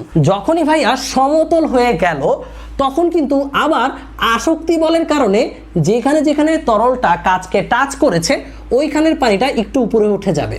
একটু উপরে উঠলে ভাইয়া এই নিচের তলটা আবার অবতল হয়ে গেল। এই অবতল তলটা পৃষ্ঠটানের জন্য আবার প্লেন হয়ে যাবে। যদি আবার এটা প্লেন হয়ে যায় পানিটা আরেকটু উপরে উঠে আসলো। এবার আবার আসক্তি বলের কারণে যেখানে যেখানে টাচ করেছে ওই জায়গাটা উপরে উঠে যাবে, আবার অবতল হয়ে যাবে। আবার পৃষ্ঠটানের জন্য এই তলটা সমতল হয়ে যাবে। অ্যাট লাস্ট পানিটা এভাবে উপরে উঠতে উঠতে একটা অবতল আকৃতি ধারণ করবে। বলতে পারো ভাইয়া এভাবে তো পানি একদম মহাশূন্যে চলে যাওয়ার কথা, কেন যায় না? এর কারণ কি? এর কারণ হচ্ছে ভাইয়া এই যে পানিটা উঠতেছে এই পানির কি ওজন কি ধীরে ধীরে বাড়তেছে না? এমজিটা কি বাড়তেছে না ধীরে ধীরে? যতই উপরে উঠবে ওজন কিন্তু ততই বাড়বে। এদিকে কোন বল কাজ করে? এদিকে পৃষ্ঠ টানজনিত বল এফ কাজ করে। এফ সমান আমরা জানি টি ইন্টু এল, কারণ টি সমান এফ বাই এল। এই পৃষ্ঠটানজনিত বল এবং অভিকর্ষজ বল যতক্ষণ পর্যন্ত সমান থাকবে পানিটা ঠিক ততক্ষণ পর্যন্তই উঠবে। বাট যখন আমার পৃষ্ঠটানজনিত বল অভিকর্ষ বলের চেয়ে কম হবে, পৃষ্ঠটানজনিত বলের তো একটা লিমিট আছে, তাই না ভাইয়া? সো এইটার সমান ওজন হলে ওজন হওয়া পর্যন্ত পানিটা উঠতে থাকবে, বাট ওজন যদি এর চেয়ে বেশি হয়ে যায় পানি আর উঠবে না। সো এখানে নির্দিষ্ট পরিমাণ উচ্চতা পর্যন্তই পানি উঠবে। যেমন তোমরা এই টিউবে দেখতে পাচ্ছ, এই টিউবে ঠিক এখান থেকে এতটুকু উচ্চতা পর্যন্ত পানি উঠেছে।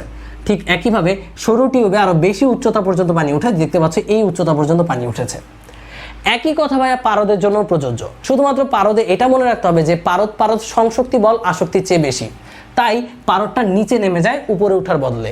সো কতটুকু নিচে নেমছে এটা আমাদের বের করতে হবে। একই কথা, দেখো লেয়ারটা এতটুকু ছিল, বাট চিকন টিউবে আরও বেশি নিচে নেমে গেছে, আর মোটা টিউবে একটু কম নিচে নামছে। কেন নিচে নামে এটা তোমরা একটু গেস করে নিবা এটার সাথে তুলনা করে। কিভাবে? ভাই এখানে সংশক্তি বেশি আসক্তির তুলনায়, এই কারণে পারদটা নিচে নেমে যাচ্ছে। এই যে আমরা নলের মধ্যে পানি বা পারদের উঠানামাটা পড়লাম, এই নলগুলোকে বলা হয় কৈশিক নল, আর এই উঠানামার ঘটনাকে বলা হয় কৈশিকতা বা ক্যাপিলারি। তো এখন আমরা কৈশিক নলে তরলের উচ্চতাটা বের করব। উচ্চতাটা কোন উচ্চতা ভাইয়া? দেখো এখানে আমি একটা হিজিবিজি চিত্র এঁকেছি, তোমরা একটু ভালো করে দেখার চেষ্টা করো যে এখানে এতটুকু পর্যন্ত তরল ছিল, যার মধ্যে আমি একটা টিউব বা কৈশিক নল ঢুকিয়ে দিলাম, যার ফলে এই পানিটা এতটুকু পর্যন্ত উপরে উঠলো। তাহলে ভাই ঠিক এই যে তল থেকে যেই তলে পানিটা ছিল যতটুকু উচ্চতা উঠলো, এই যে দেখতে পাচ্ছ এখানে আমি বড় করে এঁকে দিয়েছি, পানি যতটুকু ছিল ওই প্লেন থেকে এই যে কার্ভটা, এই কার্ভের তল পর্যন্ত যে হাইটটা, এই হাইটটা আমাদের বের করতে হবে এইচ। সো এই হাইটটা আমরা কিভাবে বের করবো ভাইয়া? আচ্ছা তোমরা আমাকে বলো তো, আমি একটু আগে বলেছি কিনা কতক্ষণ পর্যন্ত পানি উঠবে? যতক্ষণ পর্যন্ত উপরের দিকে পৃষ্ঠটান এবং নিচের দিকে ওজন সমান হবে, ঠিক ওই পর্যন্তই কি ভাইয়া পানি উঠবে। এই কন্ডিশনটা অ্যাপ্লাই করে এইচ এর মানটা বের করে ফেলতে পারি। এখন এই কন্ডিশন অ্যাপ্লাইয়ের জন্য উপরের দিকে ফার্স্টে বলটা বের করতে হবে, নিচের দিকে কি পানির ওজনটা বের করতে হবে, দুইটা কি ইকুয়াল দেখাইতে হবে। ভাই উপরের দিকে বল কিভাবে বের করব? আচ্ছা আমি যদি এখানে একটা চিত্র আঁকি, দেখো তো এই হচ্ছে তরলটা। এখানে তোমরা ভাবতেছো যে তরলটা এরকম হয়ে আছে, বিষয়টা কিন্তু এমন না। যখন তুমি একটা টিউবের মধ্যে রাখতেছো, তরলটা কিন্তু ভাই এই যে এইভাবে একদম গ্লাসে পানি রাখলে যেভাবে গোল হয়ে থাকে এরকম গোল হয়ে আছে, বাট নিচের দিকে আছে। অনেক সময় আমরা বালতির মধ্যে পানি রেখে ফাজলামি করে ঘুরাই না, ঠিক ওরকম একটা অবস্থা চিন্তা করতে পারো যে তরলটা এইভাবে ডেবে আছে, বাট চারদিকে কিন্তু টাচ করে আছে, তাই না? তাহলে তোমরা আমাকে বলো এই যে চারদিকে যে টাচ করে আছে পানিটা, এই টাচের জন্য কতটুকু পরিধিতে টাচ করে আছে? 2πr। তাহলে তরলের যে পৃষ্ঠটানটা কাজ করবে এই 2πr পরিধিতে কাজ করবে, তাই না? তাহলে এখানে বল কত কাজ করবে ভাইয়া? আমরা জানি টি সমান F/L। এখানে L কত ভাইয়া? 2πr। তাহলে F কত হবে? T × 2πr। এই পৃষ্ঠটানটা তরলের অভ্যন্তরে কাজ করবে, ঠিক এইভাবে কাজ করবে। এখানে স্পর্শকোণ কত? স্পর্শকোণটা হচ্ছে এইটা, তোমাদের আগেই দেখাইছি স্পর্শকোণ কোনটা। স্পর্শকোণ হচ্ছে তরলের অভ্যন্তরে আমরা যেই কোণটা আঁকি সেটাই হচ্ছে স্পর্শকোণ। তাহলে স্পর্শকোণ বরাবর পৃষ্ঠটানজনিত বল F কাজ করবে। আচ্ছা ভাইয়া এই F এর মানটা আমরা বের করেছি T × 2πr। আচ্ছা এই Fটা তো ঠিক এদিকে কাজ করবে, তাই না? তাহলে আমরা কিন্তু জানি প্রত্যেক ক্রিয়ারই সমান ও বিপরীত প্রতিক্রিয়া আছে। এই বলটা কত ভাইয়া? প্রতিক্রিয়া যেহেতু সমান ও বিপরীত 2πr × T। আচ্ছা ভাইয়া এই কোণটা থিটা হলে স্পর্শকোণ, এই কোণটাও কত? থিটা। বিপ্রতীপ কোণ বলে, তাহলে আমরা এই 2πr টিকে কি লম্ব উপাংশে ভাগ করতে পারি না? কিভাবে ভাগ করতে পারি? যেদিকে থিটা সেদিকে কস। তাহলে দেখো আমি এখানে লিখে দিছি 2πr T cos থিটা হচ্ছে এদিকে যেদিকে থিটা, আর তার লম্ব দিকে sign. 2πr T sin theta হচ্ছে তার লম্ব দিকে। আচ্ছা ভাইয়া এই 2πr T এই বলটা কি জাস্ট একটা বিন্দুতে কাজ করছে, নাকি এই পুরো তরল জুড়ে প্রত্যেকটা বিন্দুতে 2πr T কাজ করতেছে? প্রত্যেকটা বিন্দুতে কিন্তু 2πr T কাজ করতেছে। সো প্রত্যেকটা বিন্দুতে কিন্তু উপরের দিকে 2πr T cos থিটা আর এই দিকে 2πr T sin থিটা কাজ করে, তাই না? এটা কিন্তু পুরো প্রত্যেকটা বিন্দু জুড়ে একই কাজ করতেছে। সো দেখো তো প্রত্যেকটা বিন্দুতে উপরের দিকে কি, প্রত্যেকটা বিন্দুতে উপরের দিকে কিন্তু 2πr T cos থিটা কাজ করে, আর প্রত্যেকটা ক্ষেত্রেই 2πr sin থিটা এদিকে, এটার জন্য এদিকে, এটার জন্য এদিকে, এটার জন্য এদিকে। আচ্ছা ভাইয়া ধরো এই যে এই বৃত্ত জুড়ে 2πr sin থিটা প্রত্যেকটা কিন্তু বৃত্তের বাহিরের দিকে এইভাবে কাজ করতেছে, তাই না? তাহলে বলো তো 2πr T sin থিটার কোনো এক্সিস্টেন্স কি এখানে থাকবে? থাকবে না, কারণ এই চতুর্দিকে কিন্তু কাজ করতেছে। So 2πr T sin theta কিন্তু একে অপরকে নাকচ করে দিবে। সো এখানে কিন্তু 2πr T sin থিটা থাকতেছে না, থাকতেছে খালি কেডা ভাইয়া? 2πr T cos theta. কোন দিকে? সেটা উপরের দিকে। তাহলে আমরা উপরের দিকে বলটা পেয়ে গেলাম F সমান 2πr T cos থিটা। এটা নিয়ে আমাদের কোনো সন্দেহ নাই। আর এই বলটাই কাকে প্রশমিত করবে? তরলের ওজনটাকে। এই বলটা কাকে প্রশমিত করবে? তরলের ওজনটাকে, mg কে। সো আমরা আলটিমেটলি পেলাম 2 পাই আর t cos থিটা উপরের দিকে, কারণ 2 পাই আর t sin থিটা গুলো পুরো পরিধি জুড়ে উল্টো দিকে কাজ করার কারণে একে অপরকে নাকচ করে দেয়। তাহলে 2 পাই আর t cos থিটা উপরে, mg হচ্ছে নিচে পানির ওজন। সো কতক্ষণ পর্যন্ত উঠবে? উঠার শর্তটা কি? শর্ত হচ্ছে যতক্ষণ পর্যন্ত আমার 2 পাই আর t cos থিটাটা কার সমান হবে? mg এর সমান হবে, ঠিক ওই সময় পর্যন্তই কিন্তু পানিটা উঠবে। আর এই ইকুয়েশন থেকেই আমরা বের করব কত উচ্চতায় পানিটা উঠেছে। তো ভাইয়া এই ইকুয়েশনটাকে সমাধান করতে হলে আমার এখন যেটা লাগবে পানির ভর, কতটুকু পানি উঠেছে। আর এই ভরটাই কিন্তু আমাদের বের করাটা একটু চ্যালেঞ্জিং। সো ভালো করে খেয়াল করবা যেন সহজেই তুমি বুঝে যাও। দেখো তো পানিটা পাত্রে এখানে ছিল, এই হচ্ছে পাত্রের লেয়ারটা, পানিটা এই পর্যন্ত ছিল। তো কৈশিক নল ডুবানোর ফলে পানিটা ঠিক এই যে এতটুকু উঠে গেছে, এই জায়গাটা কিন্তু ফাঁকা আছে, তাই না? তাহলে ভাইয়া আমি এই পানিটার ভর কিভাবে বের করব? আমরা জানি ভর m সমান সমান রো ইন্টু ভি। ভাইয়া পানির ঘনত্ব তোমার জানা আছে বা দেয়া থাকবে, তাহলে জানতে হবে কি আয়তন। তাহলে এখানে আয়তনটা কতটুকু? এটা কিন্তু সিলিন্ড্রিক্যাল আয়তন না। তাহলে আমি এটা আয়তন কিভাবে বের করতে পারি? আমি একটা কাজ করি, এখান থেকে এই পর্যন্ত আয়তনটা আগে বের করি। এই মনে করো আয়তনটা v1। এরপর ভাইয়া এই যে ভিতরে যে আয়তন, এই ভিতরের আয়তনটা আমরা v2 বের করব। ফার্স্টে এই আয়তনটা বের করি। ভাইয়া এই আয়তনটা কীভাবে বের করব? এটা কিন্তু একটা সিলিন্ড্রিক্যাল আয়তন। সিলিন্ড্রিক্যাল আয়তন কীভাবে বের করে? আমরা জানি সিলিন্ডারের আয়তন হচ্ছে পাই আর স্কোয়ার এইচ। ভাইয়া দেখো তো এটার এই যে এই সিলিন্ডারটার ব্যাসার্ধ কত? এই ব্যাসার্ধ আমাদের দেওয়া থাকবে আর আরই থাকলো। এইচ কত ভাই? এটা এইচ, তাহলে পাই আর স্কোয়ার এইচ। আমাদের কিন্তু বের করতে হবে এই এইচটাই। তাহলে আমরা কিন্তু এতটুকু আয়তনটা পেয়ে গেলাম। আমরা এম সমান লিখতে পারি রো v1 প্লাস v2। v1টা হচ্ছে এতটুকুর আয়তন, আর v2 হচ্ছে এই যে এই চিপায় যে পানিটা আছে এটার আয়তন। সো v1টা আমরা ইজিলি পেয়ে গেলাম পাই আর স্কোয়ার এইচ। তাহলে আমরা এখানে বসাই দিতে পারি 2 পাই আর t cos থিটা সমান m এর জায়গায় কি লিখতে পারি? Rho v1 plus v2।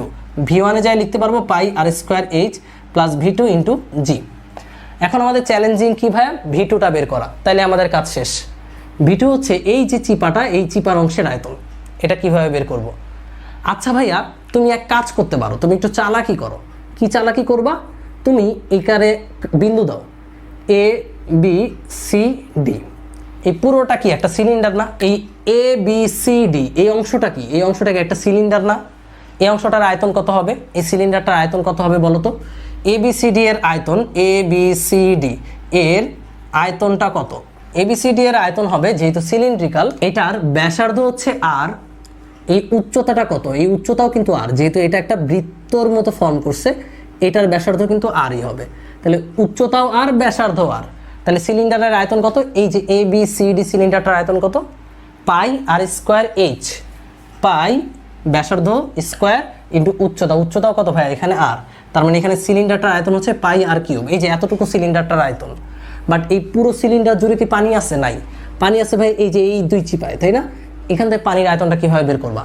আচ্ছা ভাইয়া এই পুরো সিলিন্ডারটা থেকে তুমি যদি এই অর্ধবৃত্তটা বাদ দিয়ে দাও, এই যে এই কালো অর্ধবৃত্তটা, এই দেখো তো এটা পুরোটা একটা চিন্তা করো, এখান থেকে যদি এই কালো অংশটা বাদ দিয়ে দাও তাহলে তুমি নীল অংশটা পেয়ে যাচ্ছ, তাই না?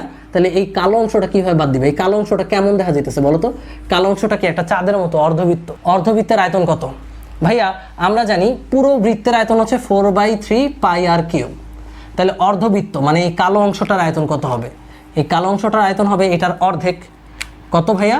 হাফ ইন্টু 4/3 পাই আর কিউব হচ্ছে এই কালো অংশটার আয়তন। তাহলে নীল অংশটা কত? পুরোটার আয়তন হচ্ছে পাই আর কিউব, আর কালো অংশটার আয়তন হচ্ছে হাফ 4/3 পাই আর কিউব।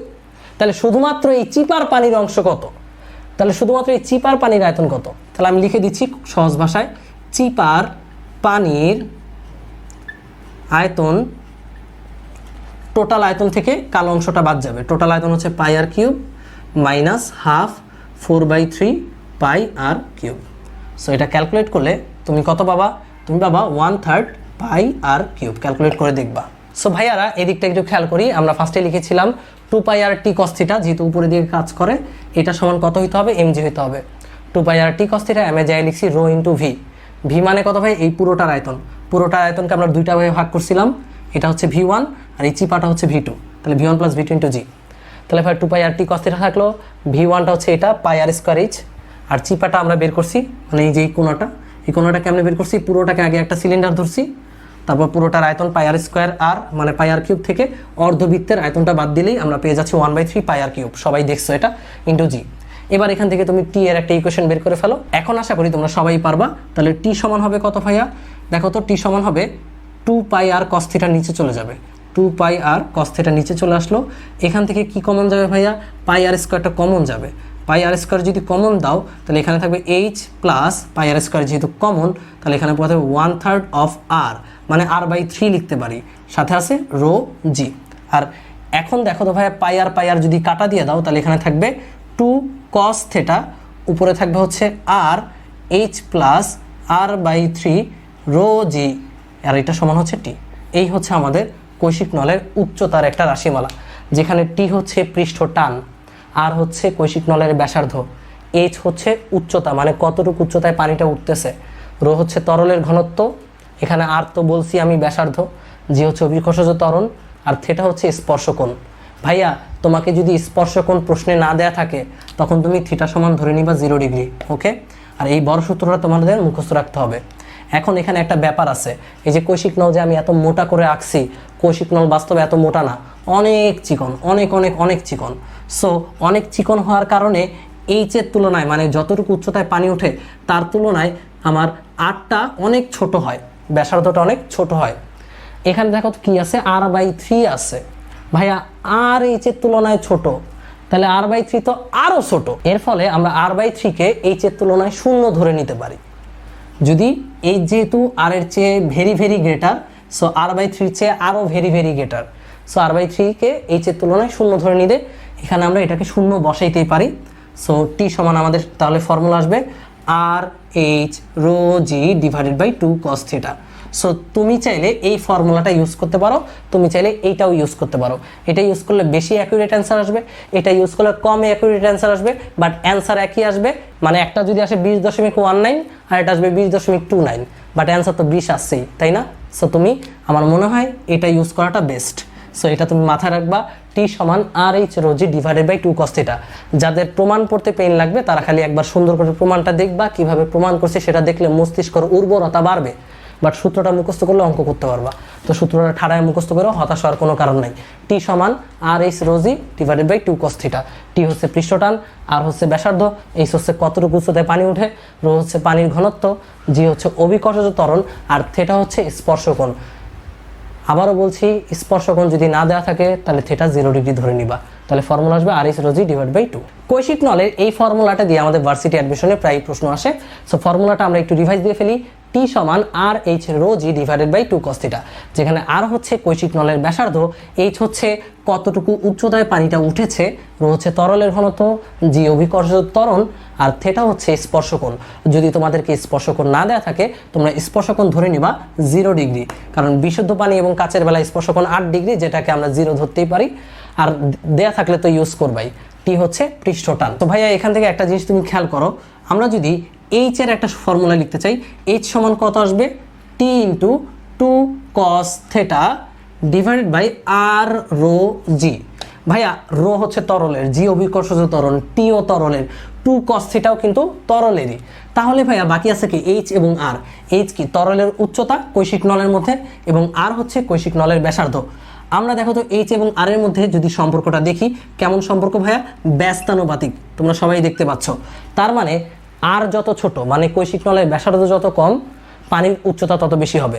কৈশিক নলের ব্যাসার্ধ যত বেশি, মানে কৈশিক নলটা যত মোটা, পানির উচ্চতা তত কম হবে, মানে পানি তত কম উচ্চতায় উঠবে। আর এই সম্পর্কটা দিয়ে ভার্সিটিতে কিন্তু প্রশ্ন আসছে যে ব্যাসার্ধ দ্বিগুণ করলাম পানির উচ্চতা কত হবে? পানির উচ্চতা অর্ধেক হয়ে যাবে।